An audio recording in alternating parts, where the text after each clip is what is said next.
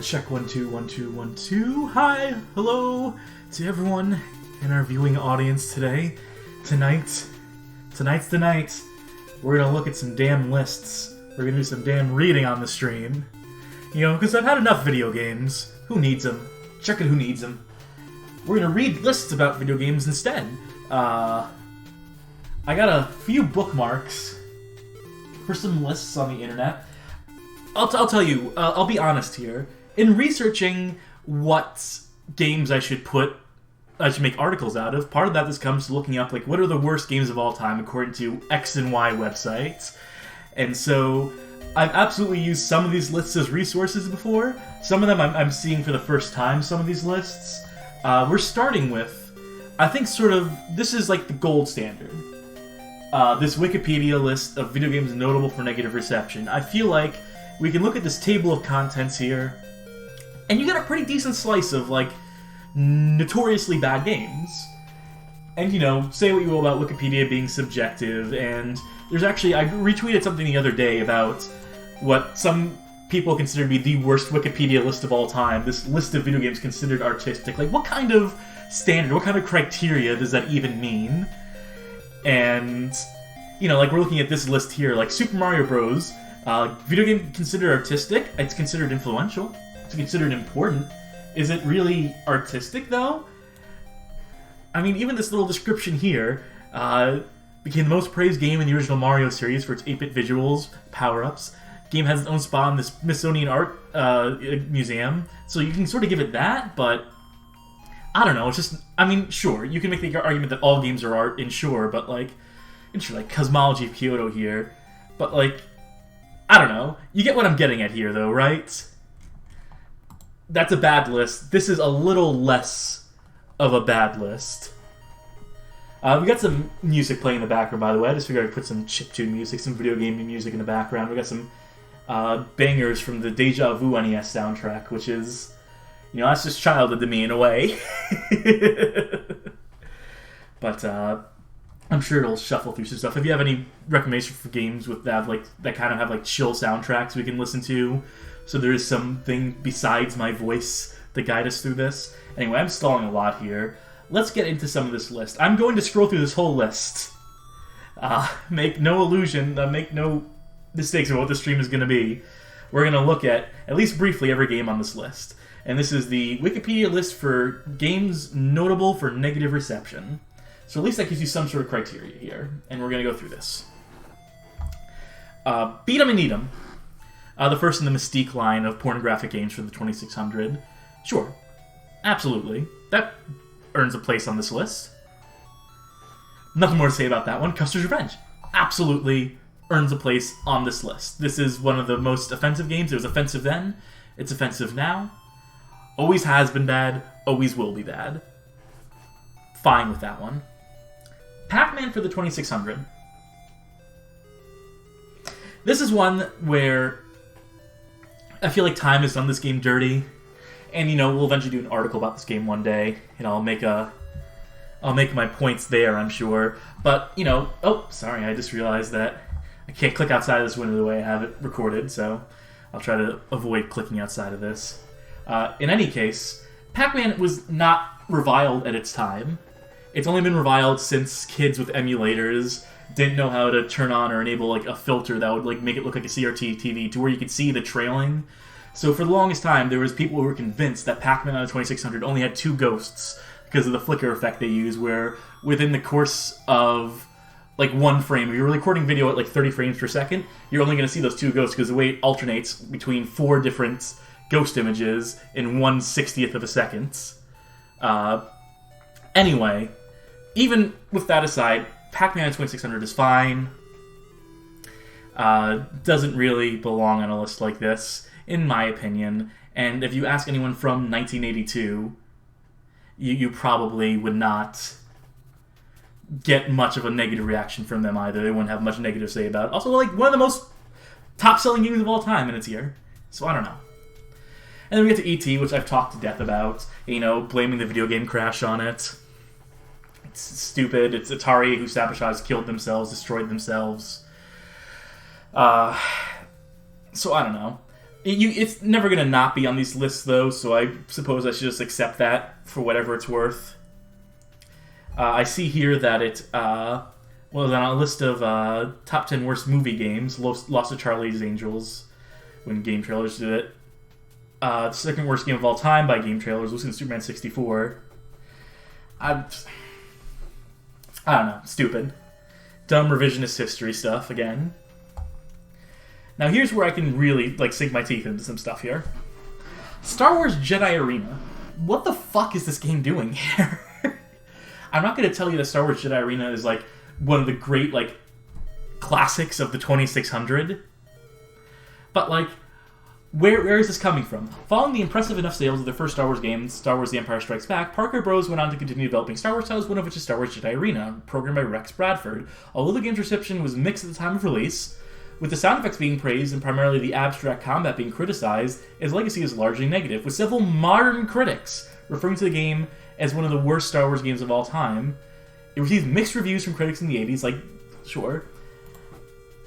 So this seems to be as you go down here, we're getting GameSpot, we're getting Digital Spy, Kotaku, and all these people 20, 25, 30 years later being well, this game isn't very good in hindsight compared to Empire Strikes Back, a game I haven't really played, but, people have told me that game is good, so I'll take their word for it. I don't play these 2600 games. I don't know. This rings really hollow to me.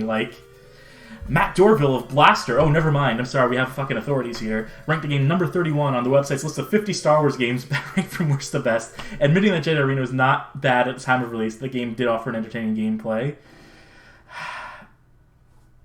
I don't know. That's just... None of this reads like justification for it being on this list. And we're going to see a lot of these in some future lists. This is...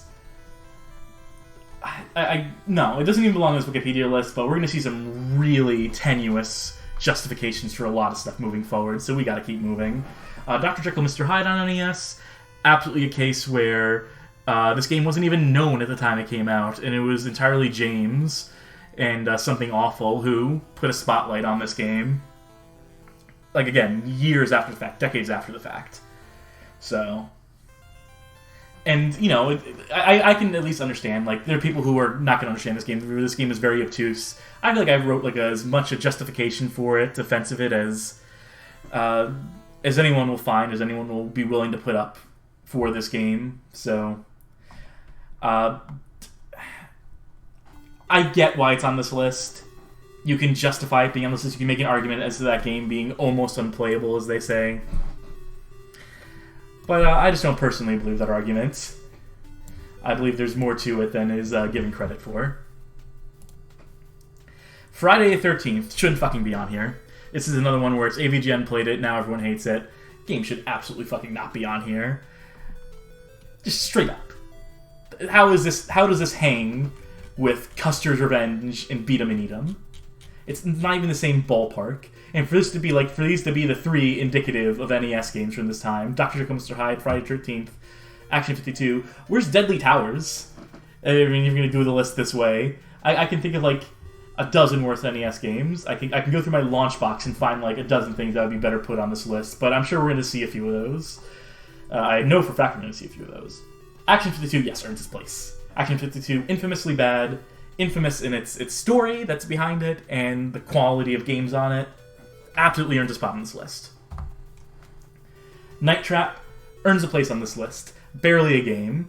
And did a lot of stuff industry-wise, made a lot of waves because of its... Not because of its badness, but because of some moral panic at the time. So sure, Night Trap article on the site, we get into some of the details of that. And it's a fascinating story behind how it came to be and the whole Nemo and all that stuff, but does it earn a place on this list? Absolutely. Philips CDI, Zelda, Legend of Zelda releases, sure. I mean, these are infamous for their cutscenes, and the gameplay is also not good. And earning a place on this list, yeah. And what's going to be beneath it? Hotel Mario, sure. Plumbers Don't Wear Ties, sure. It's barely a game that, the fact that, we even acknowledge it is a miracle. The fact that we even know about this game is kind of, crazy to think that about, in the public consciousness at all. So, I don't know, I feel like that's sort of a question, too, when you get to the question of video games notable for their negative reception. I mean, wasn't reviewed at the time. No one fucking reviewed this game when it first came out. No one was aware plumbers don't wear ties on the 3DO. Like, the people who were like, if there was like a 3DO enthusiast magazine, even they wouldn't be aware of this game. It's all like posthumous sort of stuff. Shaq Fu, sure, has that reputation, but and I won't defend the gameplay. Gameplay is really lousy, but you know, I think it's like, I feel like Shaq Fu is probably the most popular bad game, right? Besides E.T. Among like people who know about games, it's E.T. But then for people who are like casual onlookers, have probably heard of Shaq Fu because Shaq is such a cult of personality about him. He mentioned it on the what's the show? Is it Fresh Off the Boat? And they had the clip of Shaq like acknowledging this game and a bunch of other stuff he's done too. And then, you know, the whole Shaq Fu Legend Reborn and all that nonsense and him trying to hype up that game, that piece of shit. Put Shaq Fu Legend Reborn on this list. That game is so much worse than the original Shaq Fu could ever aspire to be. Kasumi Ninja, another game, like, who was reviewing Atari Jaguar games at the time, if not for, like, Next Gen? And, I guess GamePro reviewed it, but sure. Yeah, you know what? Yeah, I'm not going to complain about that one. Bebe's Kids. In September 1997 issue, Nintendo Power ranked it number 1 in its list of the 10 worst games of all time. I do remember that. So it had its day in court, and it definitely earned its spot in that sense. Then you have, what, the Nostalgia Critic making a scene about it in the modern era, and that's like why this game is now known more days for that. Hong Kong 97. We've talked about this. This is a game I wish would go away. Oh, they have an article on Kowloon Kurosawa now. I wonder if they'll mention anything about his Nazi defense. Kurosawa finally broke his silence on the development of the game of the South China Morning Post. They have some more of the story here that's since been revealed. I think I scooped this one. Did I not? Where I revealed that Kurosawa, or at least I revealed it to the English-speaking web, that the game that he played was Miniskirt Police, right? I think I had to scoop it. Someone probably beat me to that, but I'll take some credit for that. That South China Morning Post article obviously like had a lot of scoops in it, and I definitely heavily sourced that, but I also feel like I had some scoops in the whole Hong Kong 97 situation. And people give like Kurosawa a free pass. They give Kowloon Kurosawa a free pass for a lot of stuff. I feel like people should be more critical of him in the modern lens, in the modern canon. We should acknowledge the fact that he was, like, at the same time he was selling mail order copies of this game, he was selling secret audio recordings of a Nazi who, like, was, like, rambling in front of, like, a cassette recorder against their knowledge, and he was trying to profit off of that shit while running a page on his website that was a linked list of Holocaust denial websites. And the fact that Hong Kong 97 itself is fucking racist against, is heavily racist against Chinese people. We don't acknowledge that fact. We're just like, ooh, you know, fucking ugly Reds, but, like, it's deeply, like, political in ways that, like, barely get acknowledged. But anyway. Kurosawa never said where the corpse picture came from, which is very fucking creepy. It says, Sock Puppet Kingdom.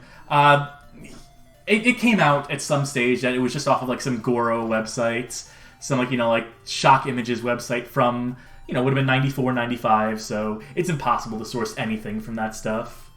There has been interviews since the one you're talking about, since the South China Morning Post interview.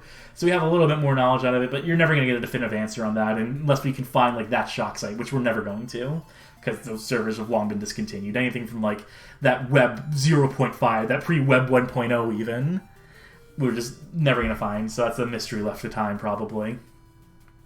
Catfight. Yeah, I could definitely argue this game being on here. GameSpot giving it a 1.6 out of 10. To be, without a doubt, the worst computer game ever released. Little would they know that stuff would come out later. But yes, Catfight is a classic of schlock. That would set the stage for, like, what, Bikini Karate Babes and other garbage in the future. But Catfight is, like, almost impossible to get running. I would love to do an article on Catfight someday, but it is so hard to get anything around that game working, because it's made for, like, what, Windows 3.1, and, like, you can't, like, even get it, like, hacked together in DOSBox trying to do it, virtual machines, barf trying to do it. So I don't know. We'll find a way. Where there's a will, there's a way. We'll get Catfight running one day. Bubsy 3D. Yes. Yes, deserves to be on here. I'm not going to mount a passion defense. I'm not Eulalia or anything, but it definitely gets a little bit of a bum rap. Am I going to get, like, shit on for saying that? For even mounting, like, a light defense of it. It tries some things. I don't know. Deserves to be on this list, though. Absolutely. Mortal Kombat Mythology Sub-Zero should not be on this list. It's not a great game. It's disrespectful. Not disrespectful. It goes against everything Mortal Kombat is, so you understand why people hate it because of the wild shift in templates. But all things considered, really doesn't deserve to be on this list. There are worse games. There are worse beat-em-ups on the N64. Spawn the Eternal, very slow, clunky, Tomb Raider-esque, trying to evoke that sort of feeling, and failing at it, sure. I should probably rapid fire, because we have so many lists to go through here, and we're still on the Wikipedia one, but I guess the Wikipedia one is also the longest. Descent to Undermountain, I don't know if it needs to be on this list, because it's not nearly, it's not notable for negative reception. But for those of you who don't know, it's a Dungeons & Dragons, RPG game, based on the fucking Descent 360 degrees of movement engine for no reason. And it's very buggy, but it's interesting. It's got charm to it. I'll definitely go into depth on that one day when I have the means to do so. But yeah, interesting that it would make it onto this list. You never even hear about this game anymore, I should mention. When was the last time you heard, seen the YouTube channel cover this? James has never covered it. Extreme Paintball, yeah, absolutely deserves to hang here. Some of the best music of all time in a video game, though. Been our theme music forever and will continue to be. But also another game that's impossible to get running on modern operating systems. Impossible to get running on old operating systems. I would love to give an actual review of this game with all the mechanics, not just the, hacking together a multiplayer match and putting the regular, just insert bots. I want to do it the campaign mode and the bots that come from that, and having the budget for your paintball guns and stuff. There's all these layers to it on top of just a really bad build engine game. So, absolutely, we'll get it today. Trespasser, it hurts me to see it on these lists, but it absolutely came out at its time, and was criticized at its time heavily. Very ambitious, very charming, good bad. Very good bad game. And I love it, unironically, I love it in spite of its flaws. But yes, it deserves to be on a list like this, sure. South Park for PC and PlayStation, yeah, it deserves to be on this list. Garbage game. Garbage series, but garbage game in particular for the context of this. Foxhack asks, is Trespasser game with a boob heart tattoo? It absolutely is, which is to say Trespasser, not South Park. Superman 64, as we've all taken to calling it. It's just called Superman, or Superman the New Adventures, Superman the Animated Series, whatever. Yeah, absolutely deserves to be on the list of this. You're not going to hear me mount a defense for Superman 64. It sucks.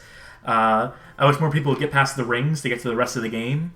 And I'm sure we're going to see this pop up on a bunch of lists. And I'm sure, let's count. Let's get a drinking game going. I don't have a drink with me. Right? Actually, I totally have apple pie moonshine here. We'll take a drink every time we see someone use a screenshot of Superman in one of these articles that uses purple skybox because of emulator errors, because of old emulators. And just not bothering to get any new footage of it themselves or capturing off of an actual hardware or whatever. So we'll get to that later. Carmageddon 64. There's currently a Patreon poll we have going, and I was hoping Carmageddon would get more traction on it. Very bad version of kind of middling series on a console that it's wild to even see it on. Mortal Kombat Special Forces. Yes, absolutely worse than Mortal Kombat Mythology Sub-Zero. Deserves to be on a list like this. Yeah, I would say so. I think that's more of a betrayal to the Mortal Kombat template and to that legacy at that time than Mythologies was. Spirit of Speed absolutely needs to be on a list like this. You need to have racing game representation on these, and Spirit of Speed is a fine choice. I've been sitting on an article that's half finished for almost since the site started, it feels like. I feel like I wrote at least 5,000, 6,000 words in 2017 or 2018 about this game. I just never had the motivation to finish it. But one day, we will get that Spirit of Speed article. Kabuki Warriors absolutely deserves to hang on this list. That'll also get an article very soon. Fascinating. I'm glad the game has 360 backwards compatibility because it is such a treat to play that. What a weird misfire by the people who made Bushido Blade. One of the best and then one of the worst. Universal Studios Theme Park Adventures. Yeah, no, that deserves to be here. And I've had people ask me about doing an article on this game too. Absolutely, we'll get it today. It's just a weird one because it's basically a minigame collection with like a hub where you walk around the theme park. It'll get it today. We'll find a way to write an article about that at some point. Simpsons wrestling, garbage, bad. Will we find Simpsons bowling and skateboarding on this list as well? Because all those games. There were a couple of good Simpsons games. Besides the new ones, I think there was like a Game Boy one that I actually kind of liked, and some people like Bart's Nightmare. I'm not as much a fan of Bart's Nightmare, but that game is like fine, I think. Or Virtual Bart, whichever. I don't remember offhand. It's been a minute. Gravity Game Street Vert Bert, yes, absolutely needs to be on this list, especially because of the Xbox debacle that came around with it. We mentioned it in our recent list, our own list on our own website about games that got the "don't play this game" treatment from GameSpot, and there's a whole like debacle and mystery surrounding the Xbox release of this game, how the game got canceled but still came out direct to Costco bargain bin. Horrible game. Simpsons Skateboarding, I called it, that would be on the list. Spyro Into the Dragonfly, we're currently sort of playing on the streams. We're using this as a breather between this stream here today because we just came off of Enter the Dragonfly yesterday. Oh, I'm sorry. What's this? The game caused a controversy when a boy who played the game had epileptic seizures. His parents sued Universal, Check 6, Equinox, and Sony in 2007. 5 years. Kind of missed the boat with that one, but sure. I'll have to tell Defenestrator to put that in his guest article. So, interesting. I was not aware of that. Things you learn from looking at Wikipedia articles. Sneakers. Known in Japan as Nesmix Have a Mice Day. Oh, that's so dope. Just for that alternate title, take this off this list. That is too good a title to be on this list here. But no, I've never played this game, but from what I've seen of it, it's not seem great. It seems to be a bad one of those kind of games, like a kid-oriented 3D platformer. Batman Dark Tomorrow sucks ass. It's got a camera, doesn't know what the hell it's doing. Ask for controls, really obtuse requirements to get the good ending in the game, really bad boss fights, bad game. Charlie's Angels, bad game. Tomb Raider, Angel of Darkness, bad game. This is a bad game. It's interesting. I like the idea of like the stat stuff. You know, Oblivion did it better and or worse, but they were trying to do here that it kind of like this, you're doing actions and randomly you'll get points for it.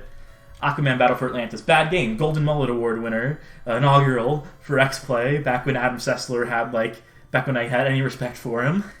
Drake of the 99 Dragons should not be on this list. I mean, it should. It totally deserves to be here, but it's my personal mission to get Drake of the 99 Dragons off of lists like this as the president of the fan club. Big Rigs, Over the Road Racing. Of course, you can't have a list like this without Big Rigs being on it. It is the definitive. It is the mental image so many of us have of a bad game. We skipped the year 2004 here. Bubble Revolution on the Nintendo DS. Yes, a game that was literally released broken to where, like, not only can you not progress past a certain level because a boss doesn't spawn in, but half the levels before that point in the campaign also are just, like, don't have enemies load in. Literally, just completely busted game on release. And then even when the game came out, fixed when they patched it or whatever, when they released like revision cartridge, it's still like a not great Bubble game. Lula 3D, I've talked on podcasts about this game before. Lula 3D, not a great game. Maybe it has some ideas. I'm not going to make even a light defense of this game. It's not as sexist as you think it is. Ninja Bread Band and all the other associated games. Do they list them here? Yes, Anubis 2, Mythmakers, Rock and Roll Adventures, all reskins of the same game. I don't know if the levels are exactly 1-to-1 across all that stuff, but I'll double check. When I eventually have to write about this game, I'll have to play it however many times over, 4 times over, to see exactly how identical the levels are, because people have taken that claim at face value. What soundtrack? Are we still listening to the Uninvited soundtrack?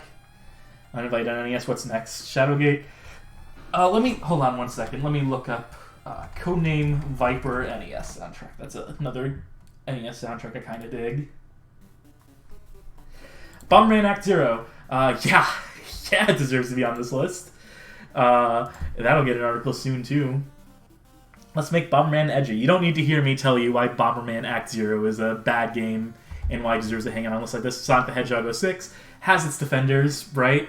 I guess. Deserves to be on this list. Vampire Rain is a game that I feel like no one was aware of when it came out, right? It's one of those games that is sort of like retroactively just become like popular based on like some YouTube video I'm not even aware of. Because what are we doing here? We're looking at Vampire Arena's list, because it's not notable, I don't think. Bad game, though. Yeah, it would deserve to be on a list of bad games. I don't know if it needs to be on a list of notable bad games. Now, Game Party is like one of like... I feel like this has become like representative. It is like the stand-in for all Wii party games. So does it deserve to be on a list like this, I guess? I know it's also like a million-plus seller, isn't it? Despite negative reception, it sold 1.3 million units and led to Midway releasing a sequel. Then Midway later files for bankruptcy, and then they still continue to make Game Party games. In February 2017, Steve Bubble, who was a designer on Game Party Champion, said that he never wants to work on another Game Party as long as I live. Great. I feel you, man. Little Britain, the video game, abhorrent game, fucking terrible game. Just like... bleh. The absence of comedy, because Little Britain sucks, by the way, as a TV show. It sucks as a video game, whether it's the PS2 version or PSP version. Leisure Suit Larry, box office bust. Even if you like those games, it's a bad one of those. Deserves to be here. Stalin vs. Martian, I'm seeing pop up more and more on these lists, even though it's like a parody game. I feel like it preceded a lot of like the Steam garbage we see nowadays. Not like stuff, I want to say asset flips, but not really asset flips. More like, just like, sort of like cheapo... throwaway games that come out on Steam, you know? I feel like Stalin vs. Martians like sort of preceded that by like a good number of years, because it feels like one of those where it's trying to be funny, trying to be trashy and over the top, as its creators claim. Compares it to the Troma films. Dancing Baby Stalin, says Foxack. Huan the Grudge. The slowest game we ever... we streamed this game before. If you go onto the YouTube archives, you'll find us playing through that entire game for a Halloween stream. And it is very funny. It's very funny bad. I still need to write an article, like, you know, I'll GIF that gameplay that I did, because it's very fun. Except for where you have to play it. If you watch someone play it, though, watch me play this game. Do me a favor, if you like these streams, check out that old stream. It holds up, I'm sure. And there's a whole thing about the cover art, and there's a cover quote about Huan the Grudge where it's like, where one of the game's creative designers has a quote on the top of the box where he talks up the game like he's a reviewer for the game or something. I don't remember the exact details offhand. Rogue Warrior, we've done the article on the website. Yes, it deserves to hang on this list. Shell Shock 2 Blood Trail should also be on this list. It should always be paired with Rogue Warrior, because they are effectively the same fucking game in terms of actual gameplay. Where Shell Shock 2 is zombies in Vietnam, and not the third-person shooting, but they are the same engine. The Aurora engine? I can't remember. Anyway, very bad game. Very short game. Tunnel Rats. This is one that probably not a lot of people know. It's based on a Uwe Boll movie, where Uwe Boll made an original movie, and they made a game based on that. And let me tell you, Tunnel Rats deserves to be on this list. It is one of the funniest bad games. One of the best bad games. I love Tunnel Rats. It is very fucking funny. We will play this game on stream someday. That is my promise, and it will absolutely get an article at some point. Oh, God. Tunnel Rats is so good. I wish I was playing it right now. Here we're getting to the 2010s. Final Fantasy XIV. I'm sure some people will be like, what the fuck is this doing here? If you do not remember, this game launched completely broken. This game launched like as a piece of garbage that was like the most monotonous, tedious game ever made. One of the worst MMOs. Like almost as bad as like Anarchy Online when it first launched. But like Anarchy Online, it's a game that after patches and updates, including like one very massive patch, became, in this case, became a Realm Reborn and is beloved now. It shows to show you can fix a bad game. Whatever that Miyamoto quote is, where it's like, bad game is bad forever. Not in this day and age, it ain't. Power Gig Rise of the Six Strings. One day I will do an article where I try to learn guitar. I used to play bass guitar. I do know a little bit of bass guitar, but I could never do grown-up guitar. Upsetting any bassist that might be in the chat right now. But I want to do an article where I try to learn guitar based on this game, because that's what this game portends to do. Fighters Uncaged. This is the first Kinect game we're seeing on this list. And indicative of just the Kinect slop pile. I hope the Hulk Hogan main event game is on this list as well. Easy 8 asks, didn't that game have an actual guitar? It sure did. The cheapest guitar money could buy. I really need to give Fighters Uncaged more of like a thorough look. Doctor Who Return to Earth. I see this game pop up a lot. I have it. Like, I'll play it one day. I don't care for Doctor Who personally, So it'll be one of those games where I go into it not having any context of like the narrative or whatever, but it pops up well enough, often enough. Duke Nukem Forever, of course. Mindjack, game that's charming. I don't know if I guess it's notable. I guess it had enough like reviews at its time calling it as like completely garbage, but it had some ideas. It hurts me to see it here, but it deserves to be here. Sword of the Stars 2, Lords of Winter. Is this a 4S? Of one of those games? It's turn-based strategy. 4X, I think, is what I'm meaning to say here, by the way. One of those games. That's a genre I'm completely unfamiliar with, basically. So I'll have to really do some research if I do a game like that. Postal 3, garbage. I also think the previous Postal games are kind of garbage, but there's some room for that. I can get why people like the Postal 2, for example. I think the humor fucking sucks ass, but at least I can see a way to play that game where you might enjoy it. Postal 3 has no such merits. It is just garbage. I played it in its original, like, unpatched incarnation. I've played it in its patched incarnation, and both are still bad for Postal 3. Flat Out 3, bad racing game. We haven't had enough of them on this list, but Flat Out 3 is very busted, if I remember correctly. I need to do... Flat Out 3 is one of the two games Edge has ever given a score of 1 out of 10 to in its history, the other being Kabuki Warriors earlier on this list. I need to play more Flat Out 3, but I have played it, and from what I've played, I can see why it's on a list like this. Ridge Racer 2011, is this like the bare bones one where it came out on PlayStation Vita? I would need to look more into that to see why that's worse than... it seems like it's just like very content light. War Z, yeah, and there's the Big Rigs connection or whatever the case maybe. Black Ops Declassified on PlayStation Vita. Again, I feel like it's an issue of like being a very watered down version of a game that has an established template. Final Fantasy All the Bravest. This is the mobile game that I believe is pretty predatory. Sure. And I believe we're going to see like more like games that are on here for predatory transactions. Stuff like SimCity. Perfect example. As a baseline game, is it fine? Is the impression I get. I feel like it's fine. It's just like all the online, always online stuff. I feel like all that stuff in the game. In fact, the game launched broken. Definitely detracts points from it. But now we get into a dilemma here as to, like, is a bad game bad forever? Do games deserve some credit for their merit underneath? Or does, like, having predatory shit on top of a game, like, automatically, does that detract, like, 8 points off the scale out of a 10-point scale just for, like, having all this garbage on top of it, obfuscating a good game, potentially? Or at least, like, even, like, a middling game. I don't know. I haven't played it. I'd love to play, like, somehow, like, go back and play an unpatched version of the game. And that's sort of the hang-up for why I can't write an article about it now, because how do you get that 1.0 version with, like, all the hiccups and hang-ups about it? Walking Dead Survival Instinct, I know it's on these games because it came out around the time of the Telltale games, and those are so critically loved. Oh, the choices. They don't actually mean anything in the grand scheme of things, but choices. Survival Instinct is not as bad as it's made out to be. It's not good. I feel like it's a fringe case where it should just barely be off of a list like this, where it should be more a middling, mediocre game than like a abhorrently bad game. But I feel like because it came out so close to the Telltale games, Aliens Colonial Marines deserves to be on a list like this. Not for the reason, not because everyone gets so hung up on the gameplay trailers versus how the game actually looks. That's not the thing to hate about this game.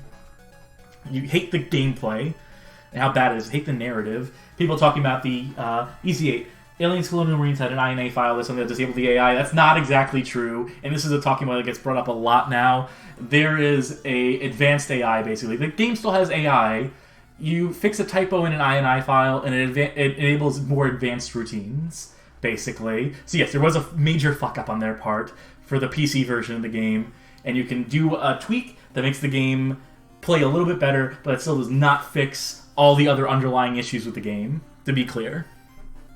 Because I've absolutely heard people say, like, you can tweak one line of the INI to fix the game, and I just want to, like, not to say that you guys are claiming that in the chat right now, but just to get ahead of any, like, questions like that or people who would comment something like that. Star Trek 2013, I've seen people fucking hate on this game. I haven't played it, so I can't speak to it. Ride to Hell Retribution, yeah, it deserves to be on a game like this. It's maybe my favorite bad game. Easy 8, haha, my bad, I'm just repeating with her. No, again, like, to be clear, like, not, like, shitting on you, because I know, like, there's a lot of, like, speculation about that game, and there's a lot of, like, conflating facts about that game, But I just wanted to, like, put my, like, you know, perspective on it to try and clear up any misconception about it. But no, obviously, not taking you to task for that. Ride to Hell Retribution, I love Ride to Hell. Oh, it's like my child. It's like it's like my son. I can't hate it. Even if it's a complete fuck up, I still have place in my heart for it. But does it deserve to be on a list like this? Sure. Does it deserve 1.0 from GameSpot? Absolutely fucking not. It's like it's a 2.0 at least, and it should still be revered even for that. God, that game tries so hard. I love it. Ash's Cricket 2013, a game that was so bad it got recalled. Yeah, absolutely deserves to be on a list like this. God, I know this is supposed to be like, we have so many lists to go through here. This list is fine, is where I should wrap this up. And move on to the next one. Fighter Within, bad game. Double Dragon 2, Wander of the Dragons. I know some people really hate that game. I can't tell beat 'em up apart. I can't tell what's a good one, what's a bad one. I'll learn one day. Dungeon Keeper, Predatory Mobile Ship, Sonic Boom, Rise of Lyric, Sonic Boom, Shattered Crystal. Wait, hold on. I know the Wii U one is bad, but are they putting the 3DS one here as well? And saying that's like on the same level? Because I don't know if they're on the same level. Raven's Cry deserves to be on a list like this. Doesn't deserve a 1.0 from GameSpot. Deserves something like a 1.6 or 2.0 again. I feel like that's just them like being trigger happy with the 1.0. But oh man, if you ever wanted to see like all the mechanics in the game, if you wanted to see like the veneer, the surface peeled off of a game, and see like how games work and how games function, Raven's Cry is a game to play because you can see a game laid bare for you. Rugby 15 and Rugby World Champion. I believe these are another games where the developers had to apologize for the game. Alone in the Dark Illumination. Yeah, no, that's a bad one where they tried to make it like an action game. They took like those characters from the Alone in the Dark reboot and they brought them back years later, even though no one loves those characters, those versions of those characters. Really bad, ill-advised cash-in. Tony Hawk's Pro Skater 5. Bad. Very bad. Can you even play this game anymore? I get conflicting reports as to whether or not you can still play Tony Hawk's Pro Skater 5, if the servers still work for it, or whatever the case is. Mighty Number 9. Bad. Major disappointment. End result should probably be like, what, like a 4 out of 10, 5 out of 10 game? But everything surrounding that game, bad. All the marketing and whatnot. You don't need me to tell you why. And, you know, Kickstarter, whatever, there's some, like, people made some assumptions based on Kickstarter stuff. Maybe some wrong assumptions, but all said and done, yeah, deserves a spot on a list like this. Umbrella Corps. I wish I could play this game with someone so I can really speak to it. When it comes time to do this game, I'll have to get some people together to, like, actually fill out a lobby, because you can be sure as hell no one's playing this fucking game anymore. Ghostbusters 2016, companion to the 2016 reboot film. Everyone's going to hate that movie. Reasonably so. Not a great movie. I haven't played the game, so again, I can only really speak authoritatively the ones I played. I played the 1.0 version, No Man's Sky. That deserves to hang on a list like this. Or does it really? It's not great. I definitely didn't have fun with it, but I feel like a lot of this is so much is due to hype. It deserves to be on a list like this because of the hype, because the expectations or whatever, but it's for negative reception, not for actually being a dog shit game. That 1.0 version is not good. It's like a solid 5, solid 6 at the highest maybe. But, you know, if you base it on your weird expectations you've created in your mind, if you've built up the image of the perfect game in your mind before it's even come out, then sure, it's going to disappoint on that front. We can have a whole fucking conversation about that. Battlefront 2, predatory shit. Look how long this part of the article is. Look how it has an entire page dedicated to just, like, criticisms of it. This is the point where games that are mediocre now, games that are middling, are getting onto the list because of, you know, consumers tearing them apart and stuff over transactions and all that. So, yeah, it deserves to be on a list like this because of the negative reception, because it basically, like, put the entire public's, like, eye, got Disney involved, so on and so forth. Yes. Agony, don't know enough about this game, unfortunately. Got an AO, though, which I wasn't even aware of. Culling 2, oh, that one is a shit fuck. It's such a shame, because the Culling was, like, came out before so many of the Battle Royale games, but, interesting, fascinating that this game came out for like a week and then got taken down because no one was playing it and you need people to play a multiplayer game. Quiet Man, yes, deserves to be on this list. That's all I need to say about it right now. We'll get an article one day. Fallout 76, yes, it is like the poster child for perpetual negative reception. This game will never get positive reception. I know we talked about, you know, bad games can become good, contrary to what Miyamoto says. This game will never be good. Overkill's The Walking Dead, for the creators of Payday. Yeah, this one I would put below Survival Instincts, to be honest. Contra Rogue Core, I know, is bad. I haven't played it. WWE 2K20, I barely played enough of this to agree with it. I played just enough to know that, like, it earns its spots on lists like this. Very broken. Regression, over the course of like decades of like very minor iterations to where it wasn't changing up enough, they changed up so much and it was all negative. And then finally we're into the 2020s, Warcraft 3 Reforged. They found a way to fuck up Warcraft 3. They took like a game that was like great and they put so much bullshit and obfuscated so much of it and then like fucked up everything regarding the community. So sure, deserves a spot on a list like this. And that's finally, we are at the end of this Wikipedia article. Whew. That was the first 40 minutes of the stream. Christ. My estimates for how long this would take. Anyway, I wanted to do this as the baseline. I think I should have been saying this 20 minutes ago, but this Wikipedia article is basically the baseline for what a list of bad video games should be. There's at least a clear criteria here, whether or not it like adheres to that criteria the whole way through, whether or not all these games really have that negative reception and are publicly known for their negative reception, whether or not they deserve that reception. You can make arguments as to that. But list of video games notable for negative reception, consistent. As close to consistent as we're probably going to find. So we can finally move on to another article. I got a few bookmarked here. Let's look at PC Gamer, who obviously did a PC-centric article. PC gaming isn't always worth celebrating. PC Gamer staff remembers some stinkers. We got a big image of Duke Nukem Forever. That's obviously going to be the headline here. Yes. So that's a hit. That's a good one. Deus Ex The Fall. Mobile game, basically. They took a mobile game, put it on PC to try and cash in on some of that Human Revolution, Mankind Divided, whatever. They did it like as a stopgap, basically. But no, it says no place on a PC. So if you're putting it as like one of the worst PC games of all time, yeah, sure. Velvet Assassin, yeah, that deserves to be on here. Who is this? Replay Studios, who also did the Tunnel Rats game I was mentioning before. And I think they fell off the face of the earth shortly thereafter this. And it's based on a real person, Violet Saspo. Anyway, fascinating game. And how bad it is, so it deserves to be on this list. Rogue Warrior, we talked about on the Wikipedia. Big Rigs. Daikatana, yeah, it's going to be on an article like this.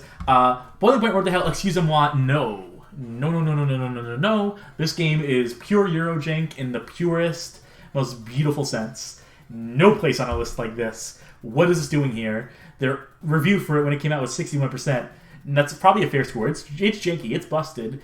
It is charming as all hell, and it gives you a sandbox. And there are flaws with it, to be sure. There are issues. But worst PC game of all time? One of the top 22? Fuck off. I am offended by this being on this list. Not super offended, but you know what I mean. Doesn't deserve to hang with these games. Aliens Colonial Marines. Yeah, this is more like it. Rise of the Robots when it came out on DOS. Yeah, absolutely. For how hyped that game is, this was the original, setting expectations high and then delivering nothing to the consumers at the end of it. Garbage, Rise of the Robots. Huge story around that game. That's going to be a behemoth of an article to eventually write. I'm going to close this PC Gamer video. Limbo of the Lost. It's amazing to not see that on the Wikipedia list, right? I was sure that would be on there. But yes, deserves to be on a list like this. Stolen Assets, the game. Bad Day LA. Piece of fucking garbage. Awful. Racist. Xenophobe. Just awful.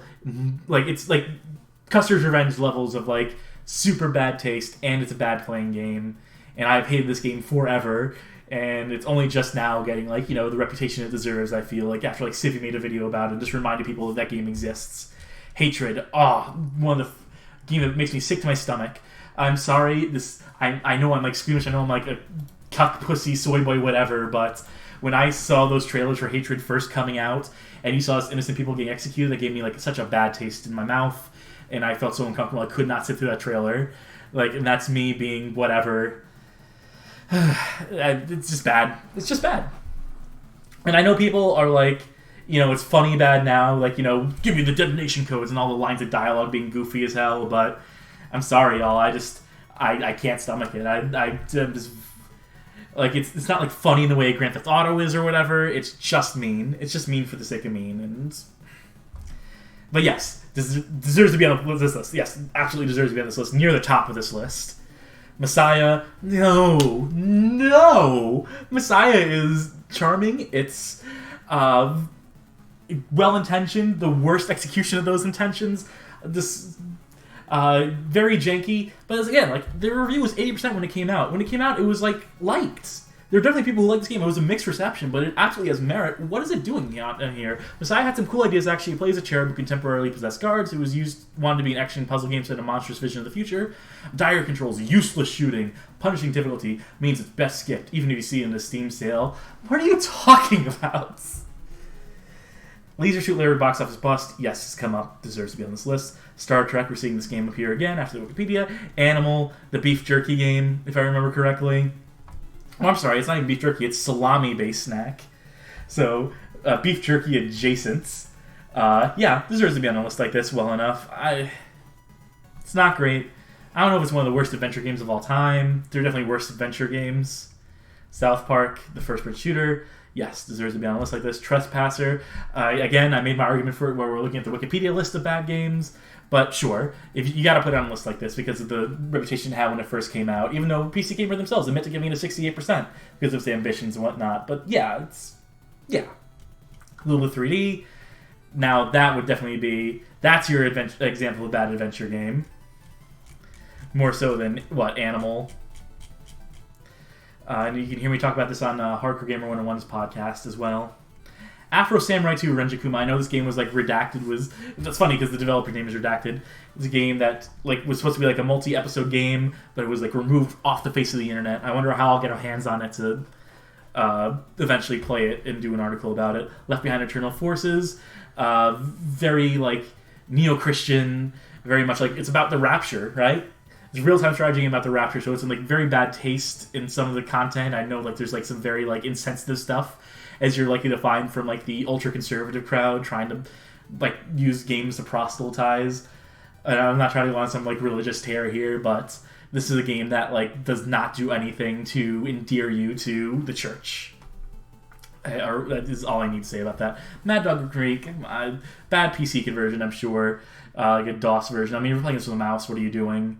But I don't know. It feels like it's a little misleading to put on a list like this. You drag your mouse cursor over a bunch of out-of-work actors in 10-gallon hats, shoot them before they shoot you. Clearly designed to be played by drunk people in arcades. Mad Dog McCree is not worth the time on PC. Just watch someone playing on YouTube instead. I don't know. There were so many rail shooters that got DOS ports, so many FMV games that got DOS ports back in the day. I don't know if they... Because there are light guns for PC. If you play it that way, I mean, sure, it's fine that way. If you have one of those, what is it called? The aim track? I want one of those aim track recoils, ones that, PC light gun game. Light gun, and you calibrate it, and it has arcade level calibration. It also has recoil. If you pull the trigger, it does it actuates a motor that pulls the slide back on the gun. I so want one of those. I know it's not as good as arcade, and I've heard people say that that brand in particular isn't even very good, but I still want to try it. I still want to roll the dice on that. Anyway, though, that's the end of this PC Gamer list. We got through that one a lot quicker than we got through that Wikipedia list, I tell you what. This is a fine list. There was a few things we had issue with, but generally speaking, this was okay. I agreed with most of these picks. PC Gamer did not do a terrible job here in recounting some very bad PC games. There's a few that were missing. I would think Isle of the Dead would probably appear on a list like this, even though the game isn't really that bad. I would just assume it would appear on a list like this. Battlecruiser 3000 AD. Where was that? I feel that is that's my mental. That's when I think of bad PC games, specifically for PC. I know I should think of Big Rigs, but I think of Battlecruisers because of that era of and Extreme Paintball, as Paul Quadruple S is bringing up in the chat. Yeah, Extreme Paintball should definitely be on this list. And they even gave it a 6% back in the day when that game first came out. When they had their magazine, that was their priority. Gods and Generals, there's another game they didn't list. They didn't list any the budget 2000s games. These are more actual budget and actual publisher releases, except for Big Rigs here.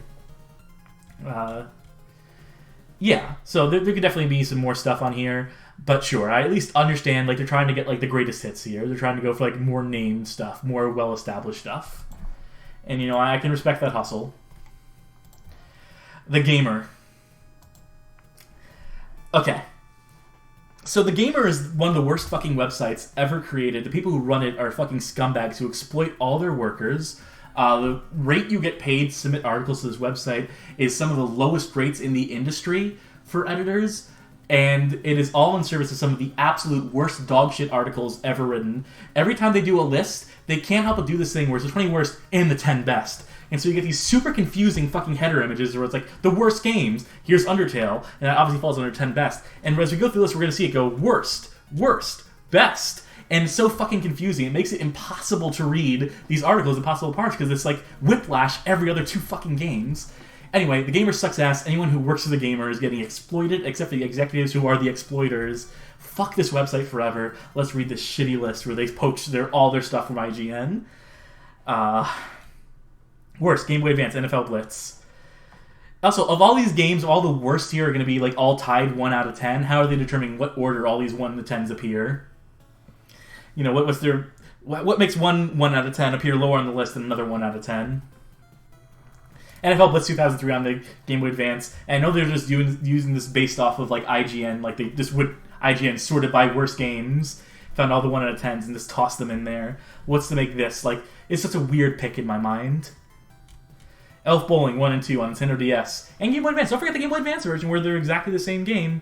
We have an article on this in the fascinating history of Elf Bowling and how the people basically play tennis with the license for that. Yeah, deserves to be on a bad games list, though. Best PS4 God of War. I mean, that's subjective. That's whatever it is. Every aspect of God of War checks the box for a great game. Just make a list that has like 1 subject. You don't have to bounce between best and worst. And that's every article on this fucking website. Every listicle. Where this bounce back and forth. Okay, and here is a perfect example. Another reason why the gamer sucks ass. PC, Extreme Paint Brawl. This is not Extreme Paint Brawl. This is Extreme Paint Brawl 4 or 5. Not the original DOS game. People who make these articles are just taking games off of other websites and have no idea what the actual games look like. Zero idea what the actual Extreme Paint Brawl is supposed to look like, because otherwise you would not have made such a fucking rookie mistake here. And I bet we're going to find more errors. I bet we're going to find more mistakes along this where they have the wrong image attached to the game. PlayStation Freestyle Borden. This game is mediocre. I feel like 1 out of 10 is probably pretty low for IGN. But, I mean, yeah, that's criticizing IGN.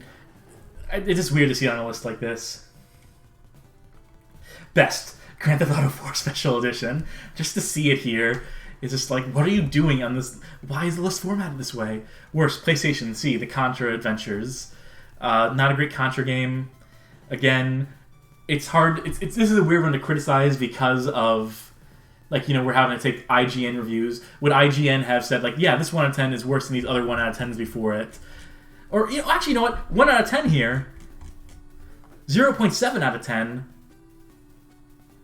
Why is this not higher in the list? Why is this not closer to the top if this has a higher score, technically? So we're not doing...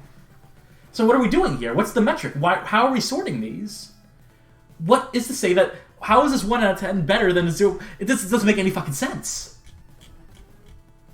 Worst, mobile, Baywatch Beach Volleyball. Sure, I'm sure that game sucks ass. Best, Game Boy Color Pokemon Golds. Sure. And I love the screenshot they poached from something else. From Nerdix, that's the wherever they stole it from, with the whole, like, framing and all this stuff, because there's absolutely zero consistency between any of these screenshots they're using. At least I'm pretty sure this is actually Pokemon Go. It's probably Pokemon Silver for all the fuck I know. This is like just knowing how like bad the gamer is at sourcing their images. This is probably from Pokemon Silver somehow, just to work. Simpsons Wrestling, sure, but it belongs in a bad game list. It's a bad wrestling game, one of the worst wrestling games, as a matter of fact. Combining the two seemed like a great idea to execs who greenlit this catastrophe. Sadly, the combination was a disaster. And if we were really reading these descriptions, you'll see that they have nothing to say, because the person who wrote this article did not play any of these games. I can guarantee they did not play a single one of the games listed as worst games on this list. This writer has never touched these games. Revolution X, God, the PlayStation version even, like, whatever. Revolution X is just, like, very cheesy fun, and they're using this is clearly a screenshot of the arcade version. You can tell because it has a 3-player shit up here. It has credits. So they can't even source the right version of the game.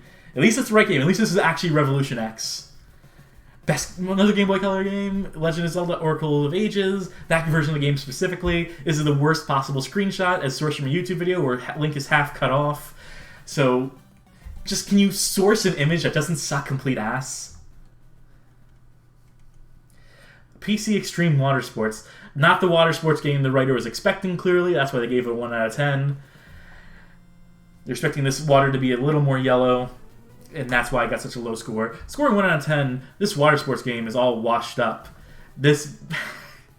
In this review, we are talking through the process of gameplay. Each game mode appears to involve a lot of loading screens and critical errors and very little action. Adds some terrible product placement and dodgy mechanics, and the title is complete or rather incompletable. Again, confirming writers did not play these games. Not a single one of them even considered playing these games for a moment for the article. PlayStation Fantastic Four belongs in a list like this, sure. It really doesn't. This is like a 3 out of 10, 4 out of 10 game. 1 out of 10, again, that's taking IGN the task and not the gamer. But the no-holds-bar slating begins by describing this title as a new low point for the industry. It doesn't improve from there. I would like to see the IGN review and see if... That's another thing. Here's something interesting. This game that... Okay, so they hide the links inside the articles here. 1997 review. But, like, this should be the headline. You should be able to click the headline and be taken to the IGN review. Instead of, like, they're cloaking their shit. Like, they're putting, like, hyperlinks in the middle of their little text blurbs that no one is reading. Just to make sure that no one is actually considering checking out the real reviews from IGN. Undertale, again, like, being on this list. Confusing. Such whiplash here. From, like, worst. And here's this, like, game that everyone loves, basically. Universally loved. Because we need to vary up the list, I guess. We need to make sure, like, you're getting, like, you know, these good ones as, like, a palate cleanser, I guess. Dreamcast, ESPN, NBA Tonight. I do recall this being a bad sport game. Worst. Mobile. Fury of the Hulk. Mobile game about the Hulk. Uses an image from the actual movie it's based off of. From RogerEbert.com. You could not find an image of this game. Let's see the IGN article. Could they have ripped an actual image from the IGN article? I guess not. I guess IGN didn't have images either. Therefore, why would the gamer bother sourcing it where IGN didn't? If IGN didn't already do it for them. Also, these are such strange picks for good games, too. If you want to, like, get into this aspect of it, Mario Golf, like, we've had, like, 4 Game Boy Color games, 4 10 out of 10 Game Boy Color games, and, like, 1 PS4 game, 1 PC game. They're going through these 10 out of 10s in IGN. They're just picking out these 10 out of 10s at random, the same way they're pulling the 1 out of 10s at random. Worse, PC NRA Varmint Hunter. Yeah, dog shit game. You read that right. In this game, you cannot move at all. As if these motherfuckers never played a Deer Hunter game. Like, you're not understanding why this game is bad, because you're not playing it for yourself. You're not understanding why the game got its 1 out of 10. You're not understanding why it deserves it, because it does deserve it. But, like, not for the reasons that you're, like, extrapolating from this review, from, like, skimming the review. Crypt Killer, no, it shouldn't have gotten a 1 out of 10 from IGN. Let's see what the gamer has to say about it based on the absolute nothing. Shooter is a horror game described as trying too hard to be a virtual cop-style light gun shooter. The game is slated for being a pathetic, mindless shooter, and the gameplay is the main thing under fire. A lack of innocent bystanders means you can simply mindlessly point and shoot, no skill required. You can have a rail shooter without civilians. It's okay to have that. You don't need every game to be like, you know, hostages popping up. You can make a functional rail shooter without that. There are also said to be issues with subpar graphics and a lack of variety in the scenarios. Overall, this horror shooter failed to impress, scoring a measly 1 out of 10. Subjective, I think that game deserves more than a 1 out of 10, for starters, but I'm also a rail shooter sucker. And secondly, just absolute lack of knowledge by the writers here. Best Dreamcast, Soul Calibur. Sure. Worst, Nickelodeon Party Blast. 1.1 out of 10, appearing higher than most games rated 1 out of 10 on this list. We've had so many 1 out of 10s, we finally have one that's higher than a 1 out of 10, and it appears at number 9, as above, like, so many others. Worst, N64, Carmageddon 64, 1.3. So these games are getting better and better according to the score metric. These were getting, like, progressively better, worse games. Best, Neo Geo Pocket, what the fuck? Not expecting to see this game. It's such a weird, oddball pick. It's just like... Worst, PlayStation Rut. Again, the games continue to get better. 1.5. Second snowboarding game. I guess the writer really had something in snowboarding games. Worst, PlayStation Beyblade. 1.5. These games keep getting better and better. Best Game Boy Color game. Metal Gear Solid. Hard on for Game Boy Color. Whoever wrote this article fucking loves the Game Boy Color. It's the only console they actually play games on, clearly. It's described as an action game, though hopefully set standard of what's expected from a portable action-packed game. Worst, Nintendo 64, Olympic Hockey Nagano 98. Officially the worst rated game on IGN's website, scoring a 0 out of 10. I'm so hesitant to see what number 2 on this list is, which means it's actually number 1 for the worst, but number 1 will be the number 1 best. Worst, mobile, Looney Tunes Zany Race, using another screenshot from the movie, from a movie rather than the actual game. And we scroll up here, 0, 0.5. Lower score, higher score. And the best game of all time is some fucking Neo Geo Pocket conversion of SNK versus Capcom Match of the Millennium. In the opening line, the reviewer sets a tone for his title with the description of portable fighting at its finest. So how does it live up to the mighty claim? So according to this is IGN's favorite game of all time. According to whatever fucking weird fucking metric, this is the best game of all time according to IGN, according to the gamer. What a confusing fucking list. What a roller coaster. As I suggested on Twitter, as I predicted on Twitter, this is probably going to be the gold standard for bad lists. And I bet I can find more lists on this website and just, like, we can just cringe at this all day. I can do a fucking The Gamer stream. How tall Bayonetta is, and 9 other things you didn't know about her. Press Exegetion, 10 hilarious Heavy Rain memes. Look at the shit we ripped off of Twitter. They're posting a lot more now because I know they're trying to make a push to, like, really, like, fill their website out with content during coronavirus stuff. And, 10 amazing pieces of Ginger Ben fan art, I could even say. 10 things that make no sense in Half-Life Alyx. This is just like the worst kind of clickbait. But that list especially was dog shit. And I would like to find more of like their 10 worst Game Boy Color games and 5 of the best. So many lists like that on this website. This is, as I said before, one of the worst websites on the entire internet. Just dog shit. Let's go to another website that I know is hated and despised, Screen Rant, who I believe steals a lot of their content and their list ideas from other creators and also fills out the content and reorganizes in the same way and writes their own brief descriptions for stuff based off of, again, the writers not playing these actual games. But Screen Rant. And this is ranked according to Metacritic, so this will be a screenshot in time for 2019 of what the worst games were considered by Metacritic if you sorted, like, aggregate style, what critically got the lowest scores. So again, they're not deciding the placement on here, but they're writing descriptions for these, and I'll briefly read some of these. Gravity Game Street Vert Dirt. Bad game. We talked about the whole Xbox release debacle where the game was canceled and then released straight to bargain bin in Costco. So definitely a fascinating game. The title of this game is a mouthful, and it feels like it's missing some commas or something. Which is fitting, because the game itself is missing plenty too. Little things like polished playability and fun. Developers seem to have forgotten there's a reason Tony Hawk's Pro Skater was such a revelation, because games like this are easy to get right. Then taking some shots at the later Tony Hawk games. Again, this really reads like someone who has not played these games. Postal 3. Game Party Champions. NBA Unrivaled. Are these really the lowest scoring? Are we really like some, like, we're at 25 and it's like still like a 24%? I guess so. I mean, I would have to look at Metacritic myself and like sort across all consoles. Terror Wars. I should mention, this is a very fun game. Very bad game, but very fun. Bad game. Very good bad in the sense that it's just like... it's another Lisp Tech Engine game, like so many of the ones from that era, like the Sniper Path of Vengeances and so forth. So if you like Gods and Generals as a game to spectate, you'll probably like Terror Wars as a game to spectate. Pulse Racer, I believe this is an Xbox release. I have this game. I have no way to play it because I have the Xbox 360. I thought this game was backwards compatible. It is not. Fighter Within. Kinect, garbage. Flat Out 3. Let me read this. Let me read what they have to say about Kinect games. One of the newer games on this list, Fighter Within, was an Xbox launch game that had the bright idea of being a Kinect-controlled fighting game. Back when Microsoft was still trying to force Kinect on us, there's one and only one positive thing to say about the otherwise non-redeemable Fighter Within. It helped to reinforce that Kinect just wasn't as responsive as originally promised, even the Xbox One version, and that people were done waiting to fulfill a promise it was ever going to fulfill. It took a few years, but Kinect Line was finally put out of its misery in 2017. This is more about the Kinect than it is about the actual game, which again tells me that these lists are done with a bare minimum of research. This is literally, they sorted on Metacritic, took the titles, put them on a spreadsheet, and then just half-assed the descriptions based on maybe reading like the review summations on the Metacritic page. Flat Out 3. The lone digital-only Flat Out game, Chaos and Destruction, wasn't developed by a team that handled most of the other installments.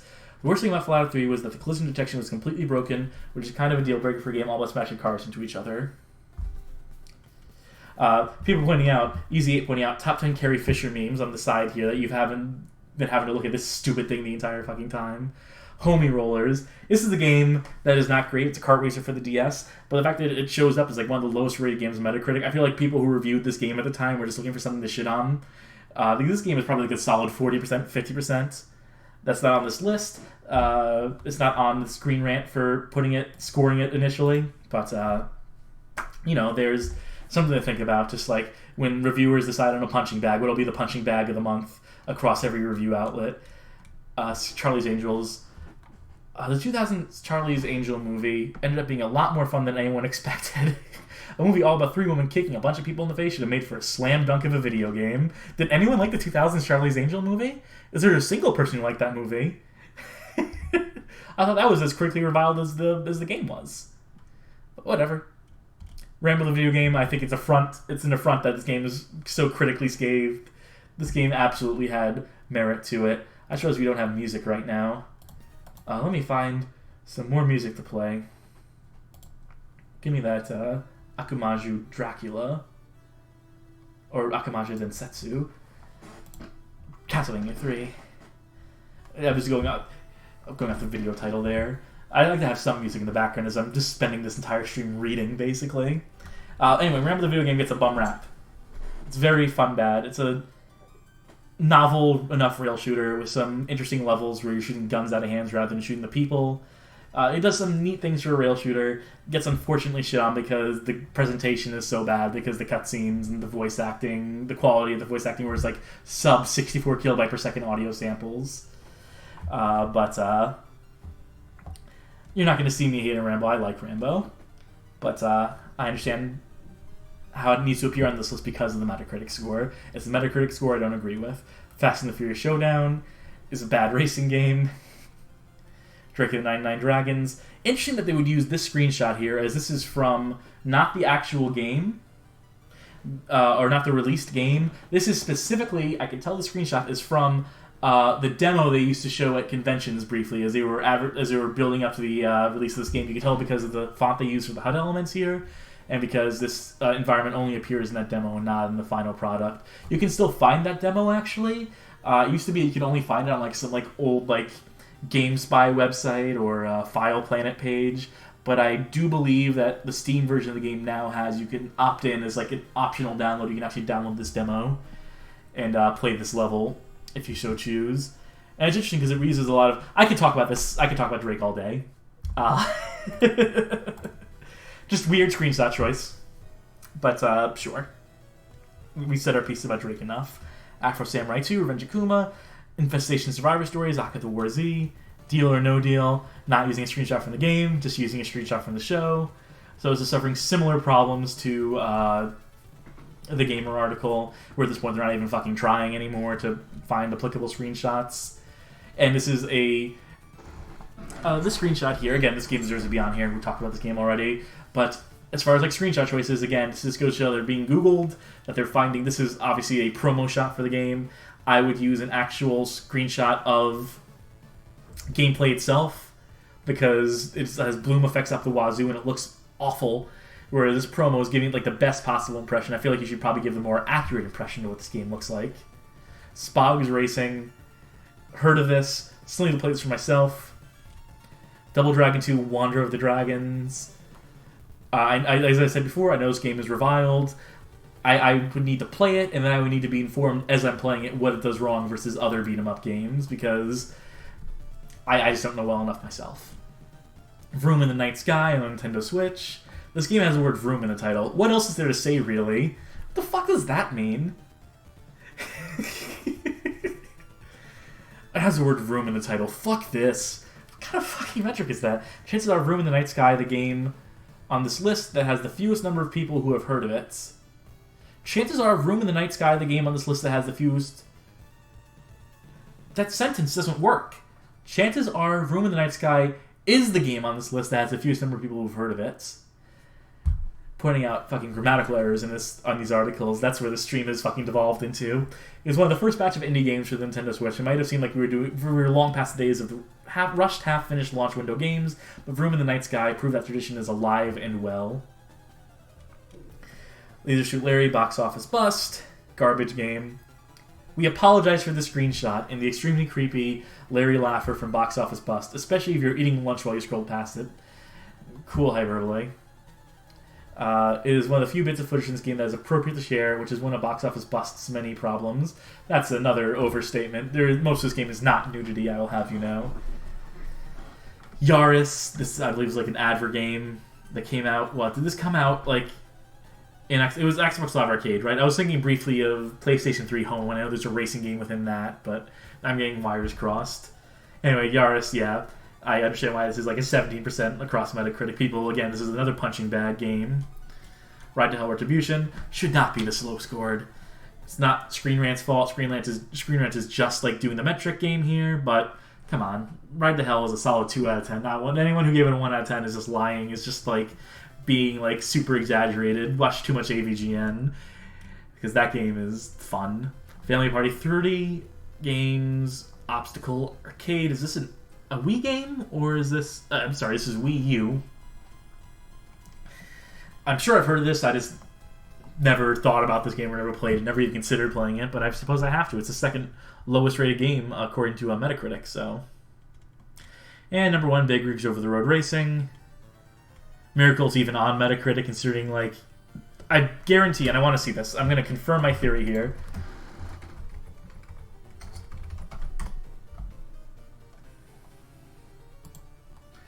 Hope I haven't revealed anything by doing a Google search here and showing my Chrome homepage. But I want to see the Metacritic review and see how many of these reviews came out when the game actually came out. G4 TV, NetJack, Thunderbolt, Games. Okay, that's fair enough. I was just curious if they somehow like retroactively like found like modern reviews, like 2010 post reviews, or, like modern retrospectives that somehow got factored into the critic review here. But I mean, barely any people reviewed this game. Obviously, we know the GameSpot review, but anyway, this list is acceptable for a list that obviously did not entail any real research by the writer, by Chris Hodges. Clearly, they did barely any work on this list besides figuring out how to sort Metacritic reviews in such a fashion as to have the article basically write itself from that point. Definitely not as offensive to me as the Gamer article, but no points for effort on this one. The Guardian doing a article about video games, trying to get some of that clicks, some of those cool clicks online. What is their criteria? To create this list, 4 veteran game writers gathered together to relive our own experiences of this gut-wrenching phenomenon. So this is an original list. We're out of the just poaching your data from other websites, and we are onto another originally assembled list. It's in 2 parts. We'll find the second part, but starting off on a very stupid note, putting 50 Cent Bulletproof on here. Come on. First of all, Blood in the Sand, they call it surprisingly decent here. Look, Bulletproof is surprisingly decent. I like Bulletproof. I think it's fun. Dumb fun. You're not going to hear me talk crap on that game. And then Blood in the Sand is super fun for just being like really dumb fun. These games are not high art. They're not high production. But they're fine. I don't know, like, headlining with this feels weird to me. This is a game where, like, 50 Cent's kid, like, said, like, there gotta be helicopters in the game, and so they put helicopters in the game. Like, come on. You gotta appreciate that. You gotta love that. Aliens, Colonial Marines, the only game in recent memory considered so bad it inspired a lawsuit from disgruntled players.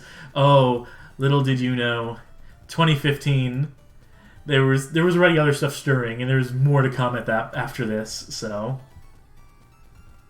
Note, at the time, the Guardian's reviewer disagreed with the assessment and thoroughly enjoyed the game. So lists are highlighting, what did reviewer for the site? 4 out of 5 in 2013. This has got to be like one of the highest scoring reviews of this game across the board. Using the same screenshot too, recycling that. Sure. You know what? Who's to say? I'm glad that someone enjoyed this game at least. And they're retroactively righting the wrong by putting on this list. Bad Street Brawler, we've done an article on this game. We've played Street Hassle on stream recently, the game that inspired this.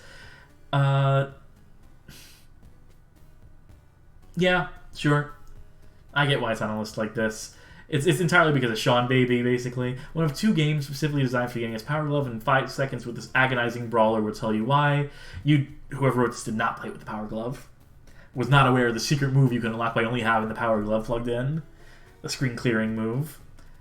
And you're not going to get any of the history of this game, obviously, either. But does it deserve to be on these lists?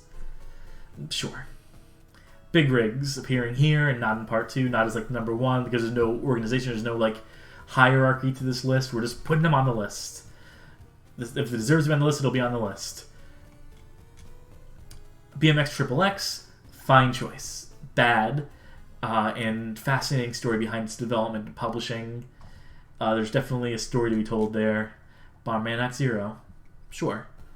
Bubsy 3D, sure. Fair choice, fair pick. Custer's Revenge, showing the full screenshot too. Yeah, absolutely deserves to be on this list. Now here's an interesting point. Daikatana, they're lumping the PC, N64, and Game Boy Color versions all together. And they are all completely different games from each other. Obviously the Game Boy Color version being the most distinct, but even looking at the N64 version of this game, and that is so much worse than the PC version could ever aspire to be. And people pointing out in the chat that a Game Boy Color version, no, why is that kind of Game Boy Color game there? Game Boy Color game is, yeah, actually very functional. Long delayed shooter managed to upset gamers for it, and even released thanks to a magazine advert in which designer John Romero, co-creator Doom, promised to make you his bitch. It wasn't even his idea. This is something outside the scope of whether or not this game deserves to be on the list. But I can tell you that the whole myth of that advertisement and the reactions to that ad is a bit blown out of proportion. If you were around at the time, there was like a chance you had not even heard about all that stuff building up to Daikatana's release.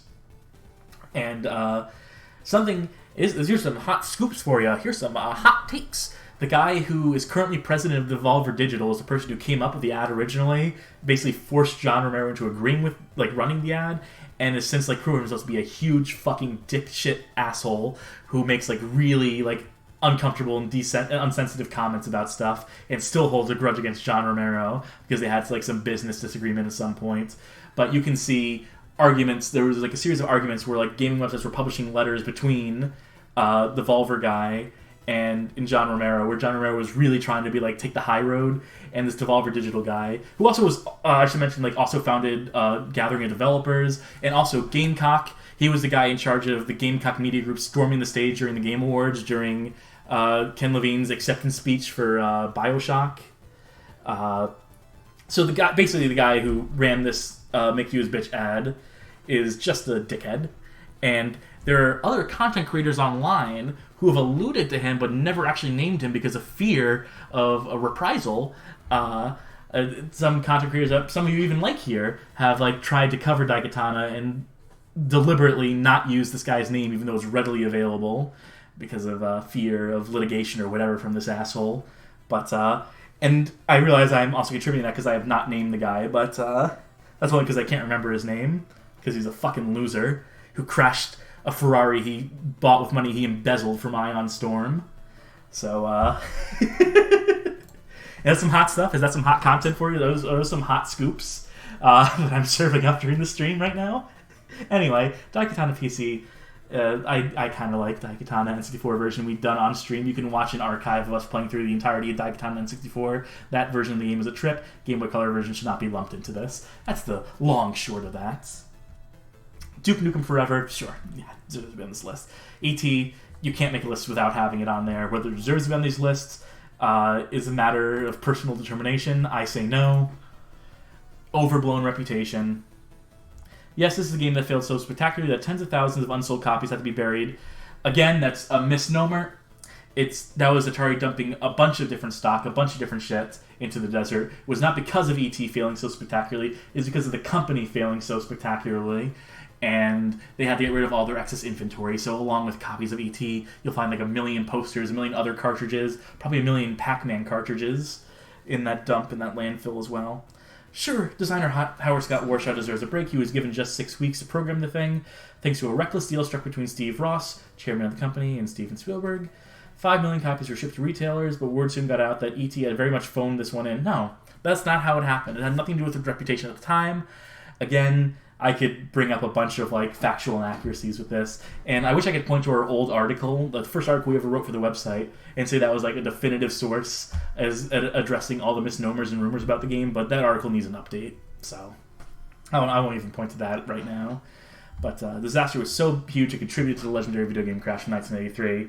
No, barely, if at all. The Guy game, yeah, deserves to be on this list. Fucking child porn in it. And this brings us back to Gathering developers, who published a game through Top Heavy Studios. So if you wanted more shit on the Gathering developers, Gamecock, Romero will make you his bitch guy. There's some Guy game for you. Hatred, we talked about how this one makes me uncomfortable. So yeah, it deserves to be on here. Nihilism has never been less rewarding. Haze. Gaming for me happens to be a religion. And Haze is the shit. I need a game, just personally, this is speaking from like myself, I really need a game that can hit up that high. And Haze is the shit. Anyway, yeah, I don't know if Haze really deserves to be on this list. This is like such a middling game. I don't know if this is really one of the worst of all time. Definitely didn't live up to expectations that were placed on the developers at the time, but is it really one of the worst of all time? Does it really deserve to hang with Hatred and the Guy game? I don't know about that. I'm not so sure about that. Hotel Mario, sure, now we're getting into, like, that's better established bad game territory. And luckily they have part 2 connected here. We can see Plumbers Don't Wear Ties. In the preview, Knack! Knack is, again, a game that has a very overblown negative reputation. It's fine for what it is. Does not really hang on a list like this, in my opinion. But, at the same time, boring game to me, personally. Here's my message. There are kids who probably love this game, right?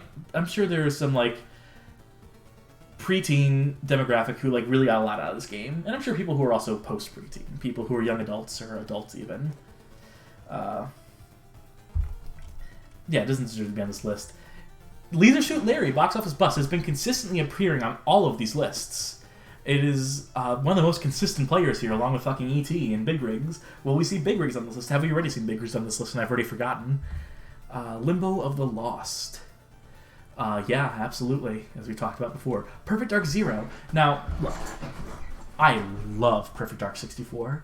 As when I used to speedrun Perfect Dark 64, I have so much admiration, and yes, Perfect Dark Zero was a huge bummer disappointment. It was such like a significant step down from it. Is it one of the 30 worst video games of all time? Fucking no, of course not. I can name like 20 worst first-person shooters. And it's... Let me read this. The sequel to brilliant N64 thriller Perfect Dark arguably provided the first marked slip in quality from Rare, one of Britain's best-loved game developers, following his 2002 purchase by Microsoft. Is that true?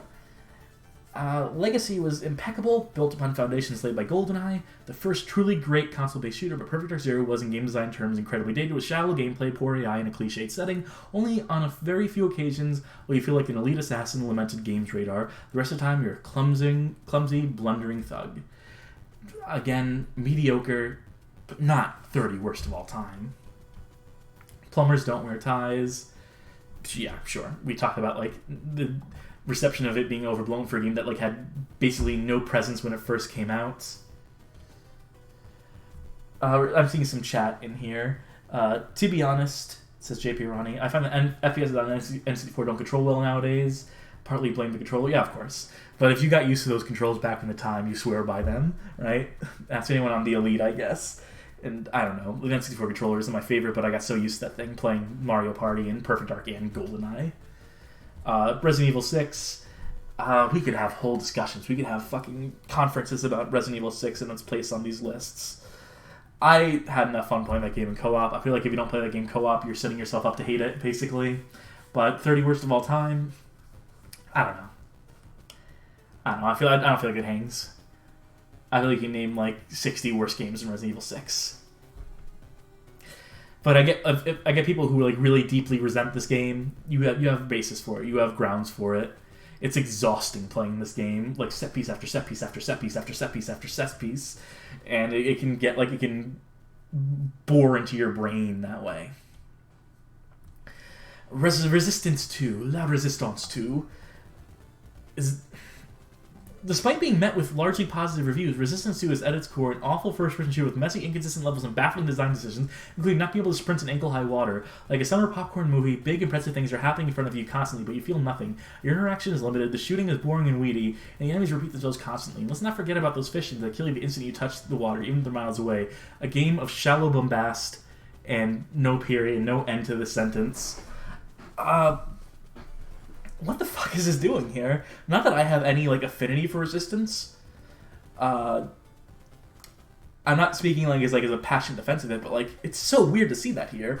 It's like one of the writers had some sort of personal grudge against it, and you can make an argument for any game, even. You can make an argument for Ocarina of Time being, like, not your personal cup of tea. And, like, you could probably, like, come up with, like, some really justifying, compelling arguments to make someone, like, convince someone that, like, yeah, I can see the flaws in this game. And sure, I grant that there's probably some flaws in Resistance, too. I grant that there's probably, like, some design issues, some oversights and things that could be reined in, I don't know. But to put it on this list, this feels like a weird, like, personal gripe sort of thing. To put it among these, to put it among this company is just strange. Rise of the Robots, yes, we've talked about. The fourth 3DO long play on the Long Play channel. Edge Magazine was so impressed with early demos of this robotic fighting game that it granted developer Mirage Studios a cover feature in which the team criticized Street Fighter II as dated. When this tin pot brawler finally lurched on the store shelves, it was clear that behind the 3D rendered visuals there was almost no actual game. You got that right. Yes, Rise of the Robots deserves to hang on this list. Ride to Hell, we've exhausted this talking point already. Shaq Fu. Put the SNES version on these lists. Spare the Mega Drive version. That's all I'll have to add to what I've said before about this. Also, what is this fucking screenshot where it's cropped and stretched? What a bad screenshot. Super wide Shaq. Big Shaq in the building. Weird screenshot. Sonic the Hedgehog, multiple formats, 2006. Yeah, Sonic 06. Yeah, sure. Squeeze, where they're using the classics of game, or games or art video of this. Yeah. Let's read the story. Let's see if they got the details right. While there were skiploads of terrible games in the 8-bit era, Ocean's terrible movie tie-ins, Firebirds, Amazingly Single, Don't Buy This being obvious examples. Don't Buy This should be on this list, right? A cassette 50?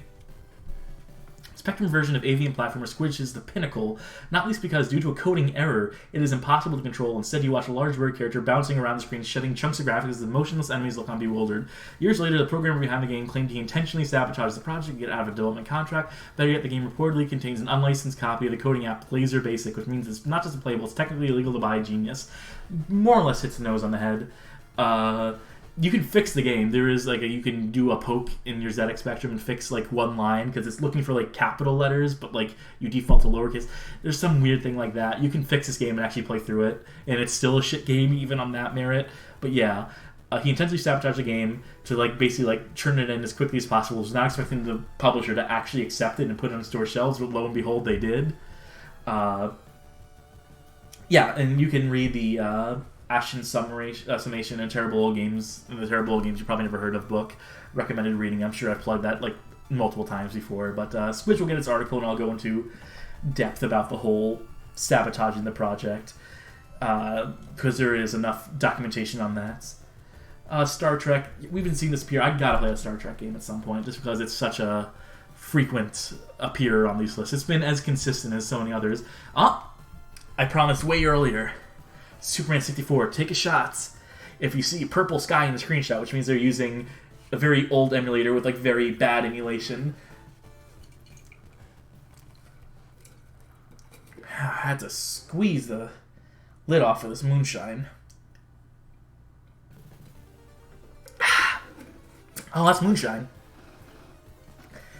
Yeah, Superman deserves to be on this list, but for the love of God, use screenshots that actually show what the game looked like on a console as opposed to some fucking Project 64 bullshit.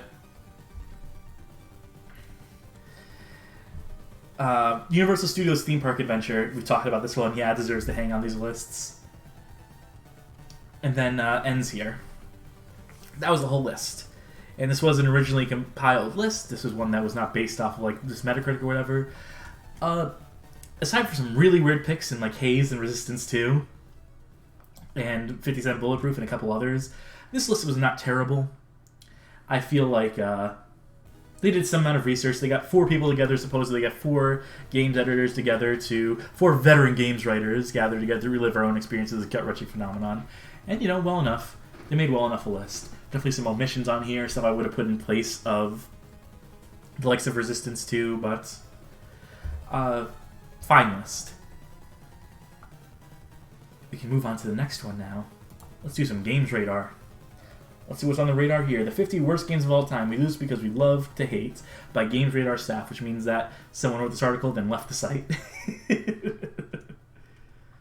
We're ready to give hate a chance. After searching the darkest depths of gaming, we now have 50 worst games of all time in one place. We aren't just picking disappointing games or boring titles. These are broken messes, games without value. These will live on in infamy long after boringly average games are forgotten. These are the 50 worst games ever. Gaze upon them and repent. We have an original list here. We're going to see, hopefully...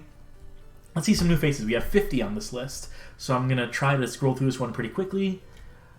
Realms of Arcania, Bladed Destiny. I do remember this game not being great. You can see the screenshot. It definitely makes the game look like a pile of poo. But it's 50 short. Why not? Interesting. It's fresh blood for the lists. Hooters Road Trip, using a screenshot of the PC version. Nothing says Hooters like a PC racing game, so they are acknowledged it's the PC version at least. I would go with the PS1 version, which is definitely worse. It's not bad enough. The racer hands like the wheel is on backwards. The environments like a game like Cruising USA look ultra realistic. PS1 version at least has decent visuals. And the controls aren't even that... Actually, you know what? Read my Hooters Road Trip article, because I don't remember how bad it actually controls. I can't actually recall with any memory, especially the PC version. I don't have a context for that, to be fair, so... What is this fucking Fortnite's doing here? Hotel Mario. Sure. Plumbers don't wear ties. Sure. Yaiba Ninja Gaiden Z. Okay, you know what? I like this pick being here. I like anything that puts Spark Unlimited on the list. Any excuse to put them on here. I would put Legendary or Turning Point Fall of Liberty, but Yaiba Ninja Gaiden Z is the game that killed the studio. Sure. As good a pick as any. Yeah. I know this is this is like the worst installment in that franchise to be sure, and I know people didn't love Ninja Gaiden 3. Yeah, there's definitely going to be an article on this game one day, and no, this is actually a very good pick. I think it's one that is underrepresented on lists like this. Motorbike, I like Motorbike on this list.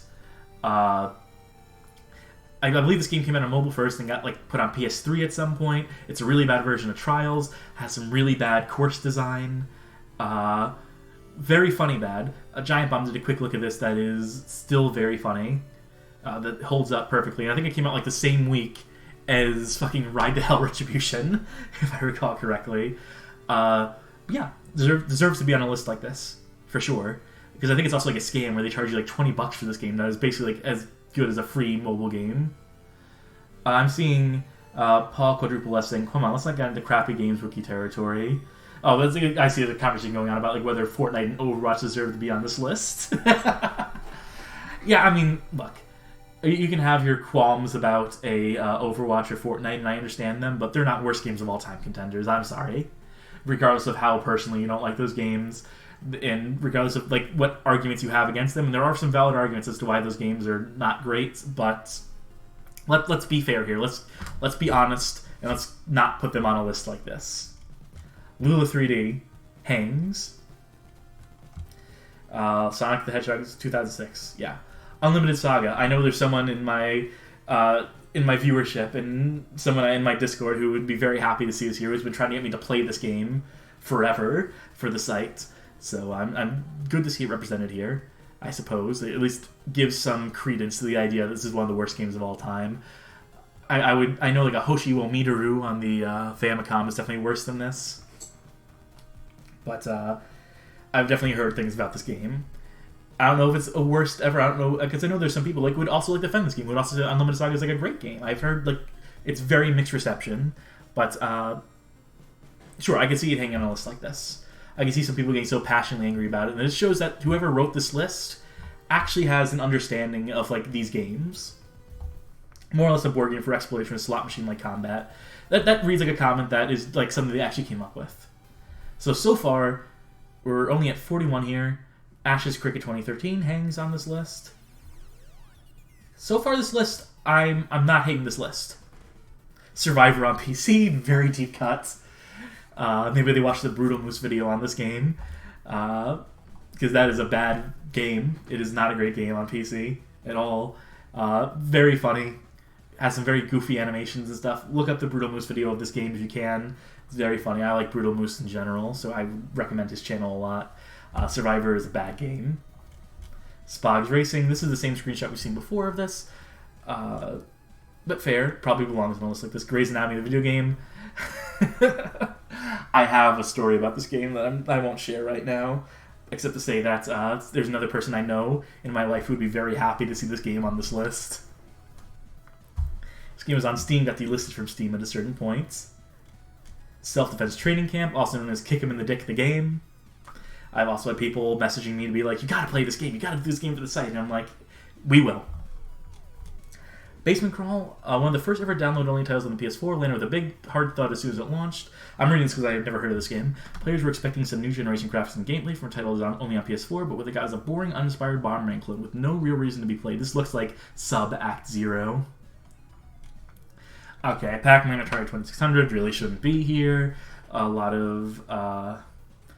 How is Pac-Man on this list? It's the same every time it's ported. What's wrong with you? Trust us, nothing can prepare you for Atari 2600's interpretation of Pac-Man. Nah. Doesn't deserve to be on this list at all. History and revisionist history have done this game dirty in a way that I'm not appreciative of. Bubsy 3D giving the full subtitle of Forbidden Planets. Forbidden Planet. Fuck me running. Anyway, yeah, the only site so far I've put the full title in. But, of course, Bubsy 3D hangs on a list like this. Yaris, we're getting this game again, sure. Eminem's Kart Racing, sure. Which version of the game, though? They didn't specify whether it's the DS version. Okay, they specify it's the Wii version here. Navy SEALs, Weapons of Mass Destruction, don't play this game. Yeah, absolutely deserves to be on a list like this. And is absolutely funny bad as far as I'm concerned. And will be played on the stream at some point. Glad to see it here. Glad to see representation. Whoever wrote this list clearly consulted GameSpot and clearly considered the Don't Play This Game series before I even had my article about it, because this is a 2017 article. Amy, yep. A Little Bit in the Video Game, yep. Leisure Suit Larry, Box Office Bust, again, consistently has been across I think every single one of these lists so far, besides maybe the gamer list. Attack of the Movies 3D, I don't know if this game is really that bad, but I've seen it score low enough to get on people's radar. People's game radar, even. We're on games radar right now. Street Fighter the movie depends on the version of the game, because I know there's some people who will stand up for the PS1 version as being very dumb fun. I believe it's the arcade version that is less merit. American McGee's Bad Day LA deserves to be on a list like this. It sucks. 2006 Anti-Game of the Year. According to who? Games Radar. I guess they were around since 2006. I wasn't even aware of that. We love and we hate. Here's the hate. I could go through this whole list too, but we're already tenuous at best as far as how long the stream has been going on for and how many diversions we can afford to go on. Extreme Paint Brawl absolutely deserves to be on this list. Ugly blocky graphics. Recommend actually going on a paintball trip rather than taking part in this paintball. Real life paintball might actually be less painful. A little catchy sort of line, and gotta have some flavor in these, I guess. Dragon Ball Evolution, really not as bad as it made out to be. Cutscenes in this game are chef's kiss. Ran with a video game, made my argument as to this one, why it shouldn't be on these lists, but sure. Bomberman Next Zero. I feel like we're getting into definitely more well-worn territory at this point. Girl Fight, yeah, should be on this list. Like Rumble of Roses, but worse. Like Cat Fight, 1996's Cat Fight, but 3D. Elf Bowling 1 and 2. Yeah, absolutely. Read our article for the definitive story about those games, about those Game Boy Advance and Nintendo DS versions. Batman Dark Tomorrow sucks. Infestation Survival Stories, Scummy sucks. Guy Game, yeah, absolutely. Oh, they actually have Cat Fight on here. So they have both here. So they read my mind as far as having Girl Fight and this on here. Blackwater. This is a game that should be on every one of these lists. Bad rail shooter that's made to promote a fucking PMC, a scumbag PMC too. Yeah, this one should be more well known. This one should absolutely be more well known, just because of its moral or lack thereof, and for also being a very bad Kinect rail shooter. So let's And they're doing some specific criticisms here too, where they're talking about lack of checkpoints, lots of enemies to fight. No, unless you think 5 means a lot. Immersive environments, well, they would have been during the Commodore 64 era. Yeah, don't make jokes about, like, this looks like a Commodore 64 game, because it clearly fucking doesn't. I wish more writers and editorial teams would not, like, make, like, really lame comparisons. Like, this looks like an N64 game, meanwhile it looks like a fucking, like, PlayStation 3 game. You know, like, you know what I mean? Like, really bad comparisons, graphics-wise. Mortal Kombat Advance. Weird double screenshot here. Weird image sourcing here. But absolutely deserves to be on a list like this, sure. Friday the 13th, I've made my arguments. It should be this high on this list. It shouldn't even be on this list. But, you know, that is what it is. Drake and the 99 Dragons. Ooh, hurts my soul, but... Oh, I'm sorry. Okay. The story makes zero sense with an ending as unsatisfying as the NES one screen then these days. Okay. I was confused because I thought, like, I saw the NES thing there and I didn't read the whole thing. I thought it may have been, like, accidentally copy and pasted from here, but the ending unsatisfying as the NES screen, I don't know if that's necessarily true. What we're trying to say is this, forgetting the apostrophe there. If you're playing this game, I feel bad for you, son. It's got 99 dragons, but it's got no fun. Trying to do a little Jay-Z thing there. I would go with the Cisco reference personally. I would go with the Unleash the Dragon. But, also, weird screenshot, because, again, this is not captured from actual gameplay, because I can tell because of the font and the way the SMG is angled there, I believe. Is this from, like, a pre-release or something? Red to Hell Retribution. Don't want to bury that talking point, don't want to drive it into the ground, like Faces of Evil. You might as well just put, okay. Let's make a response for the equally misguided CDI sequels, Zelda Wand of Gamelon, Zelda's Adventure. I was going to say what makes this better or worse than Wand of Gamelon.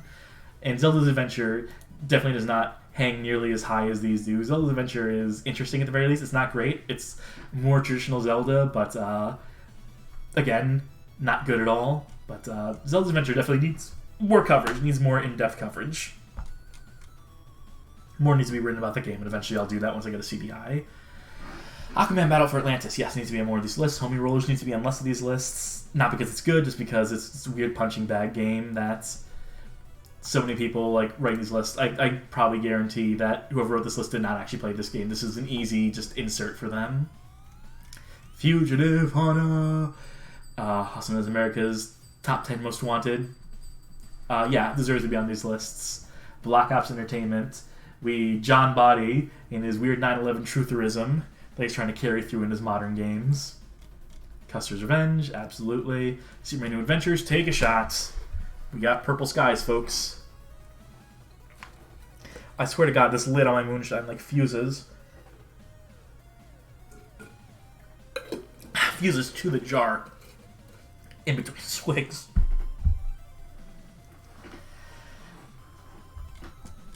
Club Drive! Glad to see it here. Club Drive.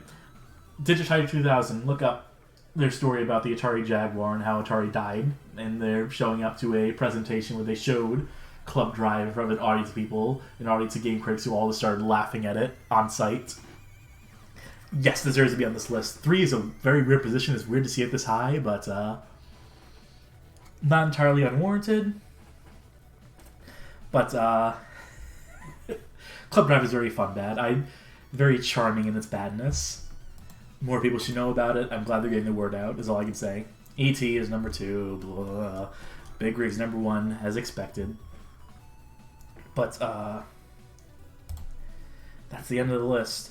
This is Games Radar's top 50 worst games of all time, an originally compiled list, not based on Metacritic or IGN or whatever.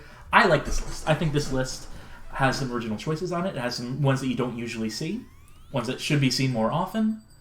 I think it's a good mix of stuff that's like oddball. That's like, what the fuck is this game for most people? With the stuff that it plays the hits, and then it puts a few like hidden tracks on there that are fan favorites. They're like cult classics.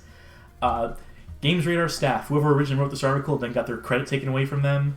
You did a fine job here. I approve. Oh my god, we're not even fucking close to going through any number of these. We're at the halfway point. The absolute worst video games of all time, according to Goliath. These are those only 12 on this list, thank God. We're getting shorter lists, maybe. With hundreds of video games being released each year since the late 70s, there are bound to be some terrible titles that stand out from the rest. There are several factors that determine the quality of game, including gameplay, graphics, and story, among others. Much like with movies, in some rare cases, a game is so bad it can actually be considered good, usually played for comedic purposes. It isn't easy creating a game that is universally loved by gamers and critics. However, creating a game that is unfinished or poorly implemented is a regular occurrence in the industry. As with any form of entertainment, there are some games that are universally loathed, with the following 12 titles representing some of the worst video games ever created. Number 12, ran with a video game. No thank you. Getting on my negative side right out the gate, but I'm sure no one else will agree with me. I'm the only defender for that game. I'm president of that fan club, as well as the Drinking 99 fan club. I usually don't get drunk. I haven't drunk in so long that the moonshine's actually hitting me in a way that it usually does not hit me. Hotel Mario. Yeah, Shaq Fu. This seems like it's going to be a pretty standard list. They mentioned like all the platforms like generically. There are differences between each of these versions of the game, you know. It's put the SNES version like on these lists. The SNES version is just stand alone whenever you see Shaq Fu on a list. Maybe the Amiga version. But definitely the SNES version is the absolute worst. Mentioning that Shaq Fu Legend Reborn is not very good either. Sonic 06.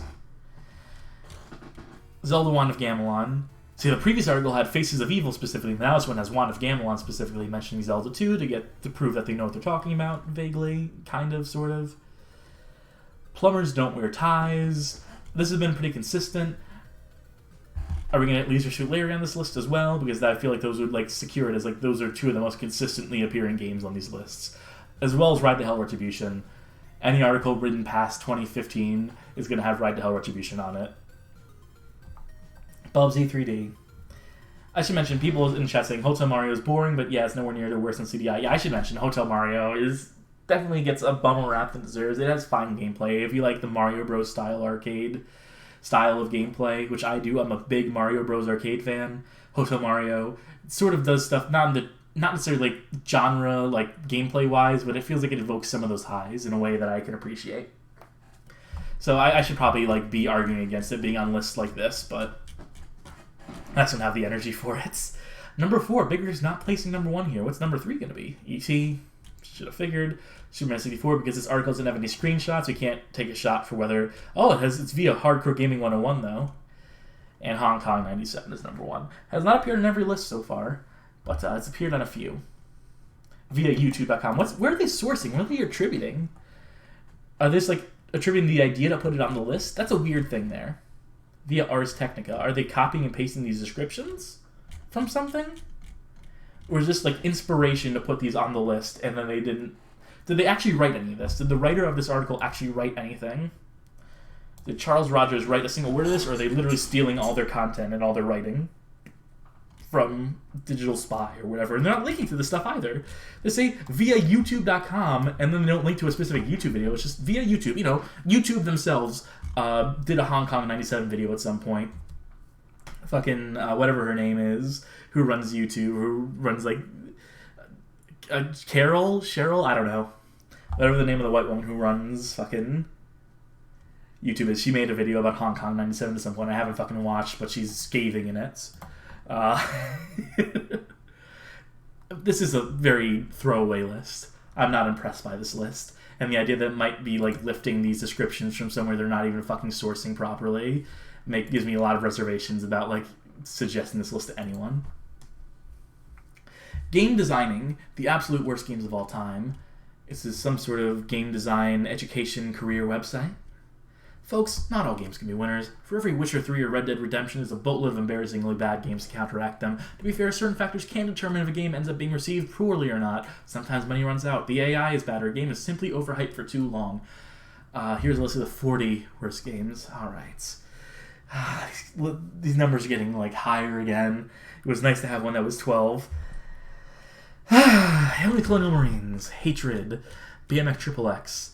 I'm just going to stop if I see something particularly egregious. Duke Nukem Forever, Rogue Warrior, Play the Hits, Leisure Suit Larry, Box Office Bust, Vampire Rain, 50 Cent Bulletproof. Again, it shouldn't be on this list. But, yes, you're the player who gets to control the legendary wordsmith 50 Cent in this game. With lyrical swagger rivaling that of Shakespeare, 50 Cent partakes in something old Willie never did. Extremely dull and formulaic gameplay. So this writer has a beef with 50 Cent, evidently. Perfect Dark Zero. Not one of the worst video games of all time. We talked about this. Sonic the Hedgehog 06. Alone in the Dark 2008. Is this a final release screenshot? I don't think this is. Look at that hair. What is this?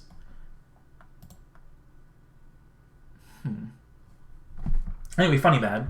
Not a good game at all by any stretch. I don't know if it's the worst game of all time contender, but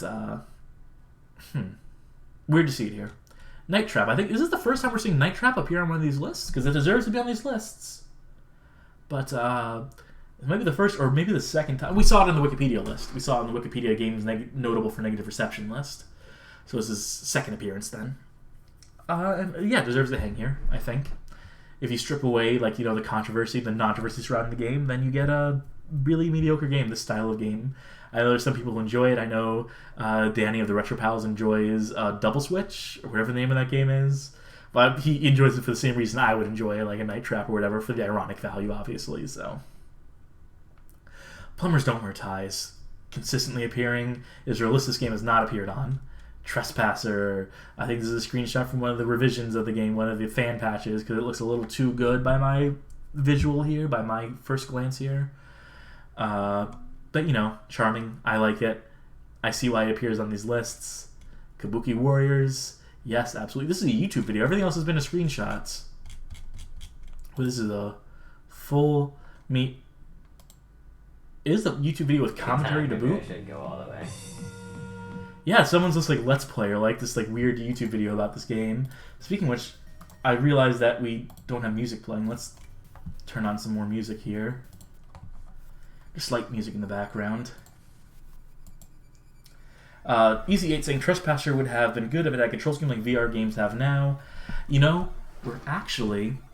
There's... I don't know if I can reveal this or not. I hope I'm not like breaking anyone's confidence right now, but I do believe there's a VR version of Trespasser in the works right now. Someone's making an effort to recreate Trespasser in VR or to implement VR in the original game or something of that capacity. So, look forward to that hopefully coming out at some point. I don't know how far along in development it is, but imagine Trespasser in VR with both hands, without one arm being broken, one of Ant's arms being broken, and be able to look down at your own chest to see your health rather than having to move the mouse down. Just actually being able to turn your head down and see your boobs and see your health and the tattoo on there. That would be the thing that motivated me to get VR. Anyway, Kabuki Warriors deserves to be on this list. Drinking 99 Dragons, using the box art here, which is a strange choice, where everything else has been screenshot, except for this, which is a YouTube video. But, yeah. Big Rigs, just using the AVGN video. Fuck it, why not? Pac-Man Act Zero. Ninja Breadman. Kane and Lynch Deadman. Are they going to mention the GameSpot fiasco here? No, they're putting it on here because of just reputation alone, I guess. Where reputation really isn't that negative. It really deserves to be on this list. And they put Kane and Lynch 2 Dog Days right beneath it. No, I can't get down with that. I think Kane and Lynch 1 and 2 are both ugly games for the sake of ugliness and for the sake of like making a message. Like they're ugly games in terms of like spirit. They're mean. They show that people who engage in this kind of life, who, you know, romanticize like the hitman killing lifestyle, whatever, like the higher gun lifestyle, like are bad people. And no, these games just aren't that bad. They're middling at worst, very interesting at best, and I just can't get down with them being on here. It's not one of the worst games ever, that's for sure. I can get people conflating the game here, Kane and Lynch, with the legacy it's created because of Jeff Gerstmann and all that. And I know people complain about Kane and Lynch 2 for being, for the ending being really abrupt, but Smuggle Bear saying Kane and Lynch 2 has that awful bad digital stream filter over everything. It's very ugly. I think that's motivated, though. I would argue in favor of those filters, of that camcorder shaky, whatever. They're going for something stylistic there. They're going for the voyeur. They're trying to place you, the player, as like, you know, a spectator to these awful crimes. Like you're watching a snuff film, basically. So it's motivated. And it can cause some frustration. It can absolutely cause some difficulties in actually discerning and parsing the environment. But there's at least like a design motivation for it. And so I can respect it based on that ground. Conflict the Night Ops is not good, but I don't know if it hangs on this list. Weird choice for this list. Postal 3. The third entry in the very controversial PC series. No screenshot for it, too, either. Readily apparent they didn't capture the essence of the series. They captured the essence just fine. It just sucks because it's a bad game. Because it's somehow worse than Postal 2. But, I'm not coming back around on Postal 3 or anything. That game deserves to be on these lists. As does the War Z, which you've seen pretty consistently. Sim City, which we've not seen super consistently. This is the train wreck release by EA. This is such a weird list, though, in the fact, like, some things have screenshots, some don't. Some have YouTube videos, some don't. So for formatting alone, I'm kind of disliking this article. Walking Dead Survival Instinct, again. Every time you see this game mentioned for being supposedly bad, avoid this one, Walking Dead fans. There is no storyline epic like the Telltale game series. Just putting this Telltale series on a fucking pedestal, and I'll talk about that one day in more depth. Dungeon Keeper, Predatory, sure, earned the spot for that. No Man's Sky, you gotta specify it's the original version of the game. Yep, upon release it became readily apparent that No Man's Sky was not the game everyone was expecting. False advertising in games, sure.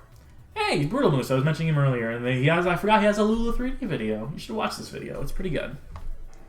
Doesn't really go too far into the game. I think he only covers like the first area, the first 30 minutes of the game or whatever. But we've talked about Lulu 3D on this list before, and we've talked about it before. Charlie's Angels, yes. CDI Zelda games, Hotel Mario, Friday the 13th really shouldn't be on here, but it's going to be what it's going to be. Guy Game 2004, Daikatana, I hate to see that face. Are they specifically talking about the N64 version here? We're going to talk about the ad here. Of course, we mentioned the whole thing about that and the people responsible, who you should shift the blame on, if not John Romero. It was released for N64 and PC with another strange release on Game Boy Color. Why is Game Boy Color in bold text here? This is such weird formatting. I hate the formatting. I want to murder the formatting in this article. I feel bad for John Romero's legacy being tarnished by this turd of a game. And to be fair, Romero since stated the strange tagline wasn't his idea. He was actually quite opposed to it. But again, they're doing the thing where they're not specifying like the merits of the Game Boy Color version or how the N64 version is worse than the PC version. It's kind of lumping them all together into one mono game. And I wish they wouldn't. You could do a bit better than that. Shaq Fu, they're not going to mention any differences between the SNES version and the Genesis version. So I can't get down with that either. Ride to Hell Retribution 2013. Does this actually happen in the game? I don't remember this area actually appearing in the... No, it does. It totally does. Thought there may have been some promo screenshot, but no, I actually remember where in the game that appears.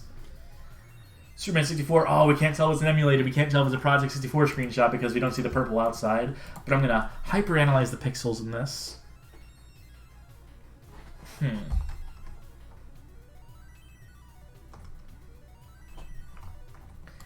Trying to determine if I need to take a shot looking at this or not. I see the scan lines. Would you see the eyes? Would you see the pixel eyes on an actual N64? Or would that be bilinear blurred into oblivion? The background there. You can make out the pixels. I think this is an emulated screenshot. I think this is a Project 64 screenshot. Again, they're not showing the purple sky, so I shouldn't have to take a drink. I shouldn't have to take a shot for it, but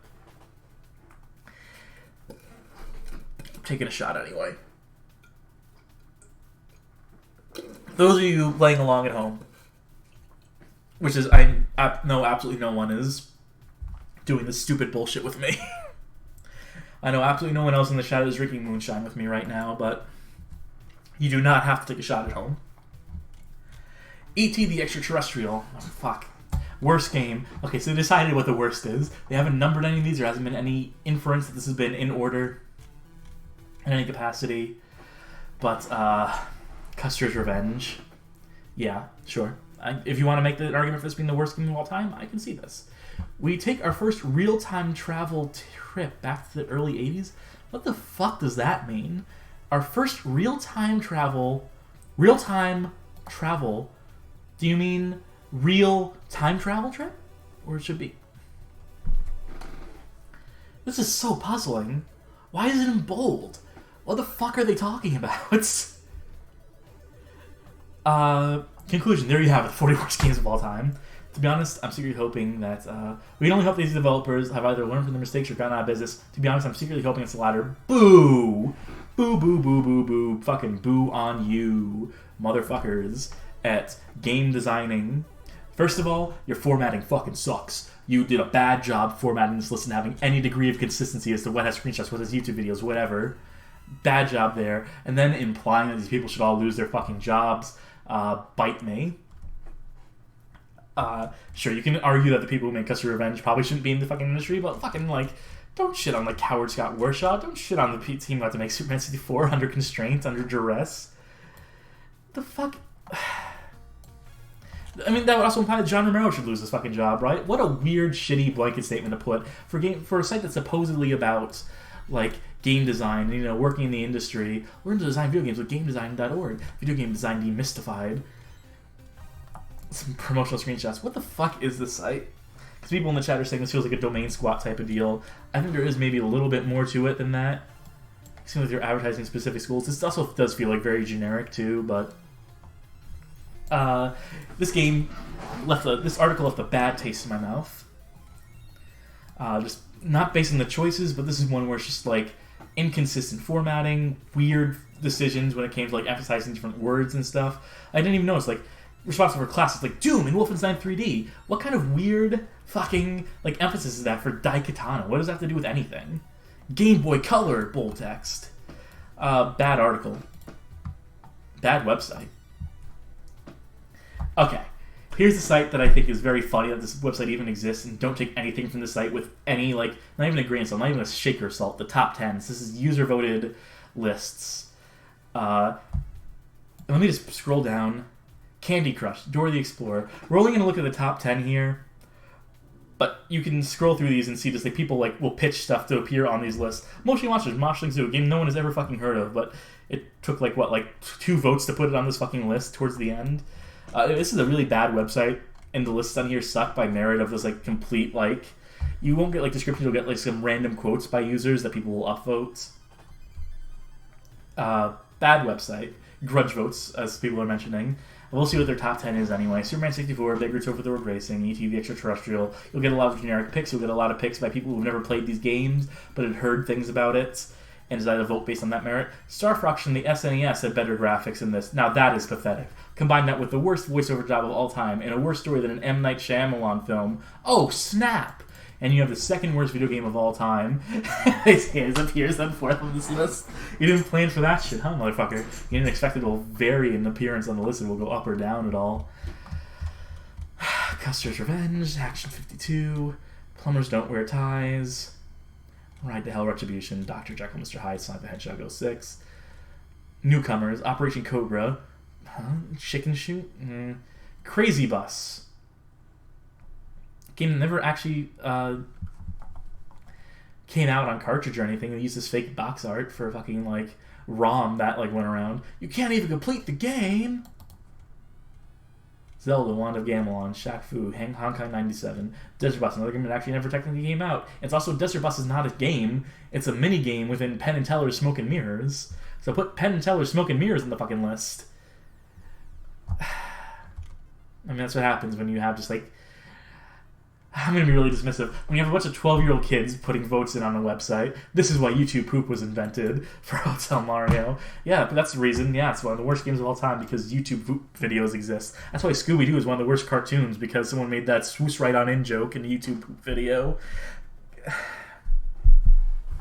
Flappy Bird.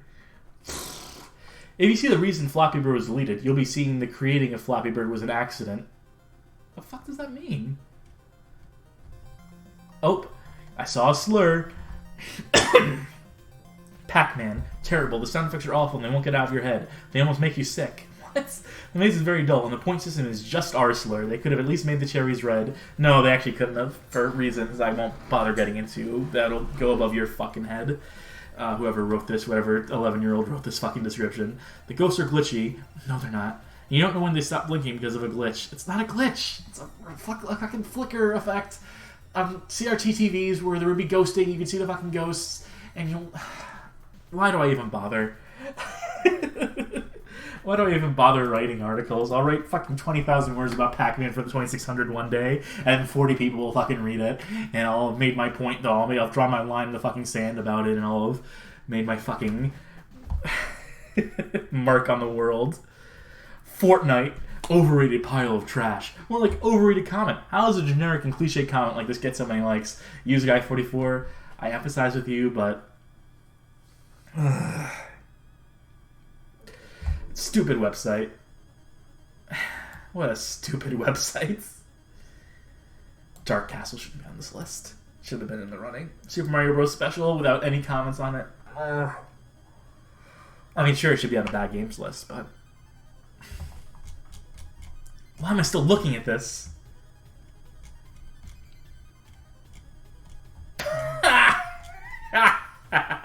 This game is fun, but it's kind of laser cutting content from the Nissan game, and yet we're taking a bunch of stuff from that game as well. Great game, but the weakest of the series. Also not near as good as the original. This game was decent, not as good. It was my first game. Doesn't deserve anywhere near than 100. Who submitted this, and why are these people like, it's not super good, so I'll fucking vote it up. Whatever. I'll upvote this fucking game.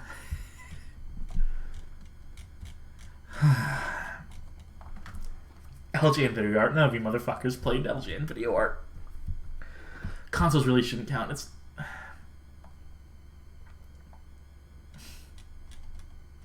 Baldi's Basics. Meme game. Mindjet. Needless to say, that's a very bad list. It's not even a straight list. This list will change tomorrow. You'll see all these games completely out of fucking in a different order. Oh, Business Insider. I scrolled through this list briefly. 50 of these motherfuckers to go through. We've already gotten over 2 hours, but fuck it. I'm drunk off of moonshine, and we're doing this. If any of you want to stick around, that's your prerogative. If you want to bow out now, I completely understand. Let's fucking go. Basement Crawl. Second time I think I've seen this in this list. Looking very Bomberman Act Zero-esque, and that's all I have to say about it because I haven't fucking played it. Wait, is this according to Metacritic's list? I said according to critics. The worst 50 games of all time ranked according to the respective Metacritic scores. We shouldn't even stick around. We shouldn't even read this list. We're going to get a lot of repeats from one of the earlier articles, the Screen Rant article, Winning Teams Attacking the Arsenal, Godai should be on more of these lists. Rogue Warrior, again, I feel like Rogue Warrior should always be paired with Shell Shock 2. That's a game that is worse than... I'll say it, Shell Shock 2, Blood Trail is worse than Rogue Warrior. Shell Shock 2 should always appear in place of Rogue Warrior. Should never be Rogue Warrior, should always be Shell Shock 2, Blood Trails. So always Control F, replace that in your mind if you ever see Rogue Warrior. Frey, never even heard of this. A gritty sci-fi game set in 2098 where civil society is on the brink. They stole their plot summary from Metacritic and did not write a word of their own about this. In fact, this is all just plot summaries from Metacritic, where it never describes what the issues with the game are, because there's the basic summaries that are objective views of the game. Road Rage. Oh yeah, I forgot about this game for a moment. Mucha Lusa, Mascaritas of the Lost Code. That's the first and only time you're going to see this game up here on one of these lists, I'm sure. Stake Fortune Fighters. Never heard of this game. I see someone in the chat saying that Mucha Lucha game is horrendous. Roy's Story. I'll take your word for it. Does anyone have anything to say about Stake Fortune Fighters? Does it deserve to hang on a list like this? If we were to take away the Metacritic aspect of this, would it hang? HBO Boxing is a bad game. Charlie and the Chocolate Factory. Is this the Wii version or PS2 version? Game Boy Advance version? Who fucking knows? There is a specific... Let's see here. According to Metacritic, it should be the PC version specifically that's getting evaluated here, but they're lumping them all together. RIPD the game, because they're using the plot summary, they're not mentioning the fact that this game is an asset flip. Before asset flips were very popular. This was released by a studio who also put out another game called... can't remember the original game that this is stolen from. Or not stolen, it's the same developer, same publisher, I believe. Saber Interactive? I could be wrong about that. They had a game, they got commissioned to do the movie tie-in. I see in the chat, Tonic BH saying God Mode, that is accurate. They had a game called God Mode, they got the call, can you make an RIPD game? They took an existing game, they put a Ryan Reynolds and Jeff Bridges in it, and it is the same exact game. So... Kiss Pinball, not even using... There weren't any good images of the game available. What? So here's a photo of Kiss totally rocking out. There wasn't any good images of the game available, so fucking get an image, motherfucker. Load it up in an emulator, take fucking 10 minutes out of your day to do some fucking work, and not just poach all your content from Metacritic in this case. Not a good image of the game available. Use fucking Google image search, I don't know. Tekka Sports Freedom sucks, sure. Tenkan Brave Battle, never heard of this? Aquaman Battle for Atlantis, yes. Golden Mullet. Survivor, we're actually seeing Survivor again. Jenga World Tour. Designed to make the most of the innovative control systems on the Wii and DS. I wish we had more than just the advertising fluff that Metacritic provides, because I'd like to hear more about this Jenga World Tour game, how it got such a low score. Maybe I'll bookmark and I'll look into this Jenga World Tour. There's a few I should be going back to looking at. World War II Combat Iwo Jima. This is one of the History Channel games. I see it's Groove Games. Groove Games did a number of the mid-2000s budget games. Did they get picked up by History Channel to do more games? I'll have to look into that some more. Game Party. Gibbo Inferno. That Jenga game is hilarious. Motion controls and bad physics in a game about balancing. Again, I have to take your word for it, but I'll find out for myself at some point. Amy. Dragon Ball Z Ultimate Battle 22 has not appeared on any of these lists so far, but absolutely should be in the conversation for worst games of all time for the weird release thing around it. Was this an SNES game at first that got released as a PS1 game? I don't think that's accurate. I think it was like an early PS1 game, then it got delayed, North American release in 2003 after everyone had long since stopped caring. So those are weird circumstances surrounding that. But I have a friend who actually had this game on disc who did not know about the reputation of this game. Got it in like 2003, 2004. Didn't even like Dragon Ball Z, but like picked it up, I think, like in a bargain bin or whatever. And so we played that game. We laughed pretty heartily at all the copyright shit next to every character's name. Mr. Shaden TM. Goku, all rights restricted. Call for Heroes Pompeiic Wars? Never heard of this. PC and Wii release. Interesting. Batman Dark Tomorrow, Stalin vs. Martians, we talked about. Cruisin'. Is this a gritty reboot of the Cruisin' series? For the Wii? Did not even know this game fucking existed, to be completely honest. Maybe I've seen it before, but it never stuck with me. Interesting. NBA Arrival, I think we've seen this before. Terror Wars, appearing for the second time. Did this appear in the article from Games Radar? I believe it did. I'm getting the impression now that all the things I was crediting Games Radar for, all the weird picks that weren't appearing on other lists, may be a matter of they pulled the same sort of Metacritic, or maybe they even pulled this article, who knows, for some of those picks. They plumbed some of those depths. Or maybe it's the other way around. Maybe it's well, no, because the Business Insider article is based on the Metacritic, so... Anyway. Gravity Games Bike Street for Dirt. Yes. Postal 3. No screenshot loading for it. Probably for the best. Game Party Champions. Wii U? I thought it was a Kinect game at first. No, we saw this earlier and I didn't... Yeah, I have no familiarity with this game. Legends of Wrestling 2. Did it really score that low? I know it's not good, but it scored this low back in the day?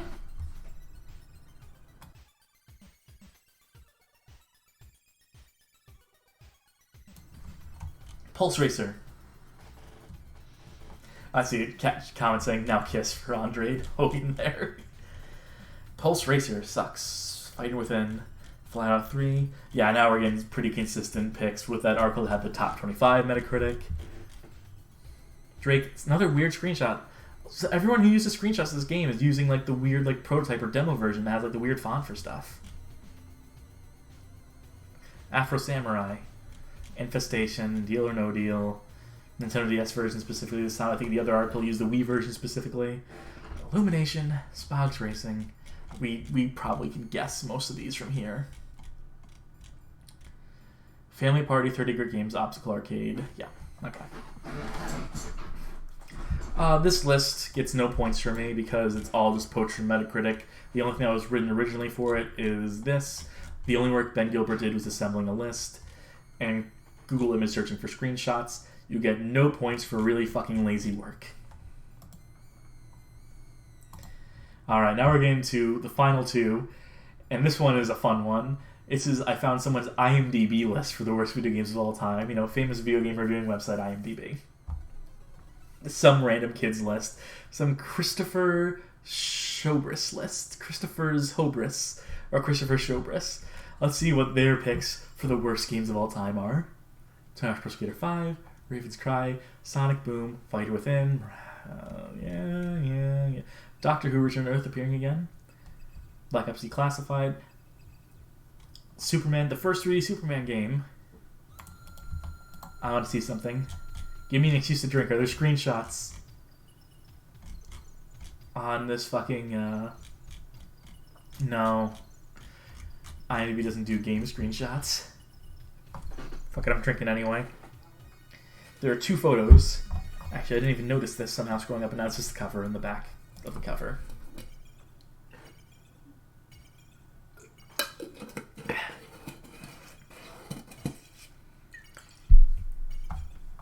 There's another list here, notoriously awful games.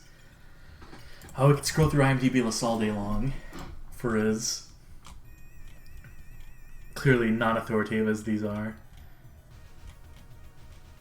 That being said, scrolling through this list, for a list of games that this person clearly never played, we're finally seeing Life of Black Tiger Left Alive. He's not been represented in any of the lists so far. Wolfenstein Cyberpilot? Oh, it's a PlayStation VR game. Completely forgot about that coming out. Metal Gear Survive should be on some more of these lists, I think. Soul Blight, never heard of. But, you know, so far, this list, this random IMDb list that does not have any, like, descriptions or any writing, at least it has, like, an original pick. Like, at least it has, like, some picks that have not appeared in every single list. It's a bit more contemporary. It was created in 2016, but this person keeps updating it as of 1 month ago. Slackpop Kingdom saying, I'm surprised Air Control didn't make it on any of these lists. I mean, that game shouldn't have been covered by anyone in the first place. I know GameSpot covered it, but that's Steam trash. It should never have gotten any sort of mainstream attention. That should have never been, like, considered for anything. That game should just be, like, obscure till the end of time. And some other IMDb list. And again, I feel like these people are probably informing... A Fifth Element game? Rascal should be on this list. Tomorrow Never Dies definitely should be on this list. Should be on more of these lists.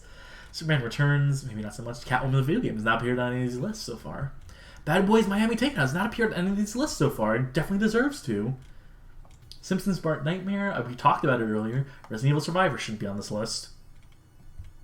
But at least this list, for as many weird picks as I'm seeing here, it seems like a list where the person actually played these games and had some familiarity with them. To be like putting Barbie Explorer on here specifically, and Iron Man 2 and Mummy Returns. This person may have actually had experience with these games.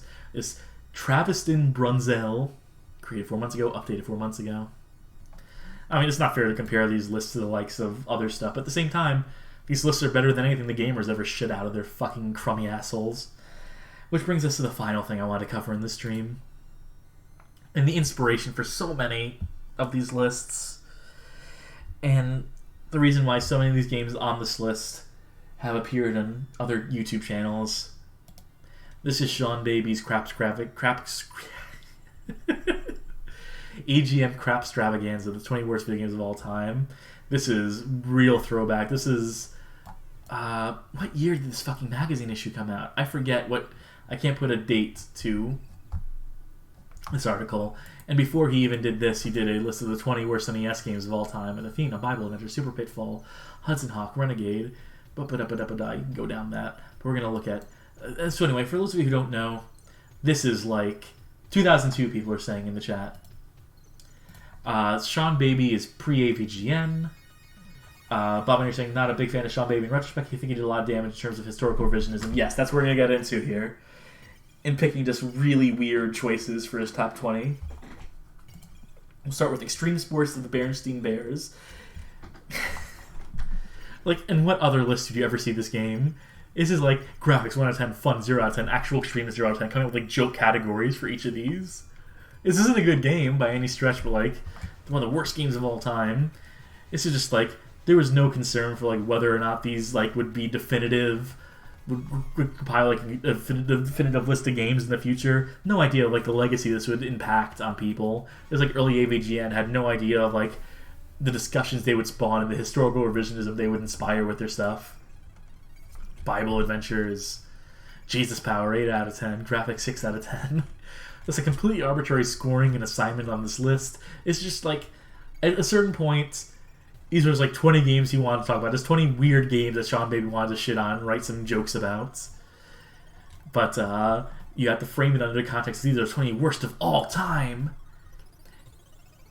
Jump, jump. The Mac Daddy make you jump, jump. Believe that. Some of them try to rhyme, but they can't rhyme like this. Oh, some of them try to rhyme, but they can't. Because I'm the Migga Mac Daddy. I'm the Migga Mac. I'm the Migga Mac Daddy. I'm the Migga Mac. I can still do that even when I'm drunk. I can do the fucking crisscross Miggity Mac Daddy line. I can roll my R's like the best of them. Crisscross, underrated. You want to find a shit band? You want to find a really bad kids rap group? Look up fucking Another Bad Creation, which Jump has disses against that fucking band, against that group of fucking fetuses that they compiled to do some rap music in fucking 89 or whatever. Another Bad, a little fad. Bubsy 3D. Anyway, I should probably be doing commentary on these. Crisscross make my video. I'll make my video games cheesy fun, but revolutionary graphics. I've seen hobos clean better looking things out of their belly button. This classic hyperbole. Bad Street Brawler. This is the game that put all this shit in the spotlight. But we've covered Bad Street Brawler. I think I mentioned Sean Baby shit in that too. This game doesn't do any mention of the Power Glove stuff. Oh, if you use the Power Glove, you did your best to control Duke Davis. Not mentioning the special move, but why would they? Because Sean Baby didn't play this game. I don't want to demystify Sean Baby at all for any of you who might still be Sean Baby superfans, but he didn't play all these games. DGM didn't send him a copy of fucking Bad Street Brawler with a Power Glove attached. Total Recall on the NES. Oh, I wonder if I can show that little boobage in like 160 by 120 resolution. Rap Jam Volume 1. Was there ever Volume 2? I don't think so. This game is as bad as the idea behind it. In fact, I think Crisscross Make Your Own Video feels more like basketball than this basketball video game. So, I mean, look at what we're getting here. We're getting a lot of hyperbole. We're getting a lot of just air cars in the Jaguar. I never think about the game. I always think of Cybermore first, but Night Trap, which of course has like the preeminent graphics here. Advanced Dungeons Dragons, Dragonlance. Was it Spoonie who would go on to play this game and get very shouty about it? Not a good game at all. Sucks ass. Definitely deserves to be on like worst games of all time. This in Revolution X, on the SNES version specifically, which is definitely the worst version of this game. But you know, it's interesting that this game even came out on SNES for whatever it's worth. But this is probably why it appeared in so many other lists, because it appearing on this list like inspired people to put it on their list later down the line. And then they put the PS1 version on specifically. But Video Game King in the chat saying, I want to say that Sean Baby is worth the belief that bad games can only hold historical cultural value as objects of derision started, but they have to get it started and use that culture, right? Sean Baby is just the person who brought it all to a wider and impressionable audience. Someone who's around in the Usenet days, sure. There were discussions about like worst games. There was like a lot of hyperbole, and there was a lot of like no interest in like the preservation effort or whatever. Just because these games that are being reviewed here were at least like somewhat contemporary. Not Custer's Revenge, obviously, which I shouldn't be hanging on for so long for reasons. That's what White Man Can't Jump on the screen. If you were around back in those days, we were around back in like the pre-Web 1.10 days, where it was just like Usenet groups and fucking BBSs and dial-ins and stuff. I mean, it was so casual back then. I don't know, no one was thinking about their shit getting preserved as like in list format. So sure, Sean Baby sort of took it out of the shadows, took it sort of out of the darkness and brought it into the light. And, you know, because this is so early and such formative Web 1.0 content, you know, sure, he sort of solidified stuff. I don't know if Usenet was like approaching games in the same way. This is definitely conversational in the same way that Usenet kind of is. I can see where you're coming from. But this isn't entirely reflective of the Usenet user mentality in the way that we'd be like describing games back then. This is all I need to say. blatant racism. All are going to pull the reverse racism card about white men can't jump. Since usually targeted children, things in video games get blown out of proportion by censors and pussies. That's why parent groups protest in Mortal Kombat, but never even tried once to burn down the house of equally violent Steven Seagal. So it's weird that no one cared when White Men Can't Jump, the game was released. That's racist as hell. Maybe no one cares since only a handful of the tasteless elite bought it. Or maybe because parents were distracted by the more offensive Asian women drive like tiny maniacs, or Super Nintendo Classic. Fucking 10-year-old Hindu kids can't hold their... Ah, boy. Sort of glad some of that goes off screen, but yeah, that's some 2002 video game writing for you. Going off on a tear. Oh, Sean Baby actually used a real screenshot. There's no purple sky in this. It's almost like back in 2002 you had to sort of more rely on real hardware. There were emulators at the time, to be clear. There were N64 emulators within like 98, 99. But Sean Baby, he didn't skip out. He played on real hardware. He took an actual screenshot of it. And for that, I will take an anti-drink. I'll take an anti-shot. I'm going to purge myself on... No, I'm actually not going to make myself even pretend to fake vomit. I'll take a shot just because I like seeing Superman 64 appear on these lists. So I've completely bucked my criteria for why we're taking shots and why we're not. I'm going to bed early tonight. Zelda 1 of Gamelon. Virtuoso, a game that should have appeared on more of these lists, but did not. Virtuoso. That's going to be a fun article, right? Ha ha ha, look, it's the future's greatest rocker. Ha ha ha, how is the Japanese comic book store rocks? Okay, that would make me chuckle a little bit. And 0 out of 10 for a realistic portrayal of a megastar lifestyle. Here's classic Captain Noblin. We have our article about this game where I feel like I did a pretty good job going into some of the never covered history in this game. There's a lot to know about this game. There's a lot of like interesting stuff about like what the studio who made this game went on to do, about the actual like research they did, how they are like essential and like saying that video games had like a practical benefit to like that the children should be allowed to play games and actually learn from them and stuff. They did a lot of like really pioneering stuff in both the terms of the video game industry and in terms of like medical hardware. They did put out this... Read the article. Check your feet. Fight for Life should definitely be on this list. This is even before we knew the full story about Fight for Life and the version of the game that was sent and the version of the game that was more complete and so on and so forth. So there's absolutely more to be said about Fight for Life than gets covered in this article. Club Drive. Oh my god, how much later has this stream gone than intended? Thank god this is actually the last one I had picked out. Club Drive appearing at number 2, inspiring Club Drive to appear on other lists, I'm sure, even though Fight for Life did not receive similar treatment. And number 1, E.T. the Extraterrestrial, helping perpetuate so many of the myths. Oh, I'm sorry. This is an actual true story linking to some fucking Snopes article. Atari manufactured 5 million ET cartridges, and according to Atari's CEO, nearly all of them came back. It got to a point where the world's children refused to take them for free. To put that into perspective, I've seen kids buy dead spiders from each other for a nickel. Calling this game a piece of trash is actually scientifically accurate, because Atari eventually took their massive collection of useless ET cartridges and buried it in a New Mexico landfill. So if you ever lose your mind and want a copy of ET, or maybe 5 million, grab a shovel and drive out to the desert, they're free. So, very misleading story, obviously. But, that's where you get so many of your early rumors and urban legend about E.T. from. It's from that line on this article. Well, we took way longer to get through this than I hoped for, but those are all the lists I wanted to cover. And we started with this one. We started with this. Wikipedia is the gold standard for providing a list of games and having at least some sort of criteria. It's not a gold standard. It's at least like that's our baseline. That's our standard. We determined my favorite list of the lot was the Games Radar article, because it at least struck me as like the person who wrote this actually may have played some of these games. It made like very specific references to gameplay mechanics, and it's an interesting selection of games. So I'd say this is probably the best list for whatever it's worth. The best worst list, and the worst list.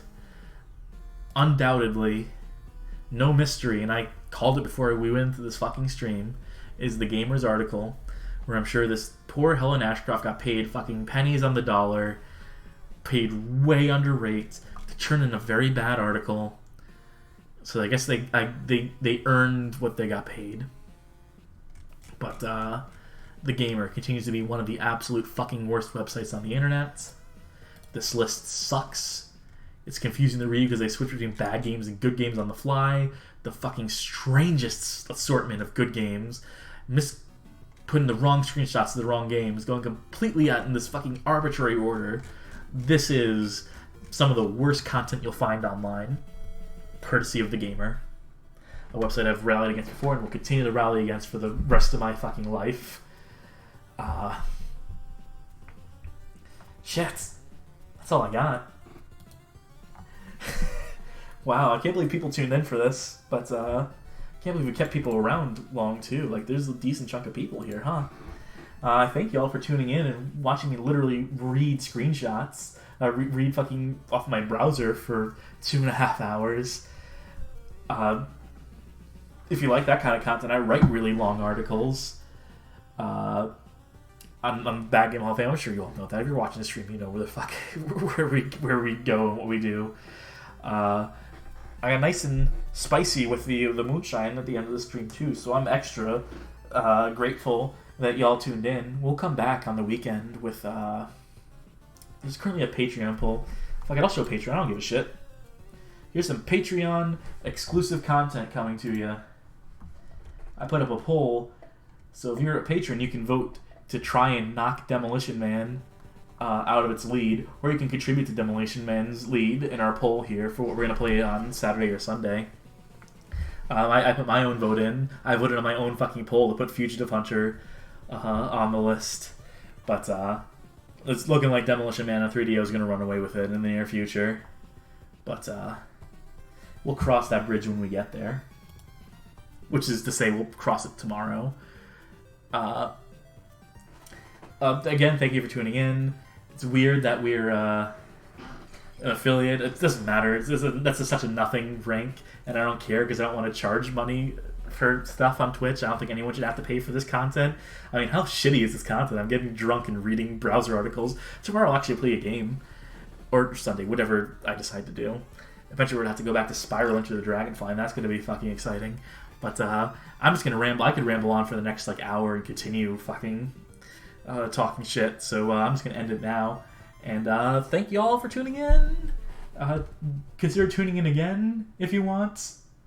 But until then, rest well. What kind of closing is that? Fuck it, I'm going with it. Rest well.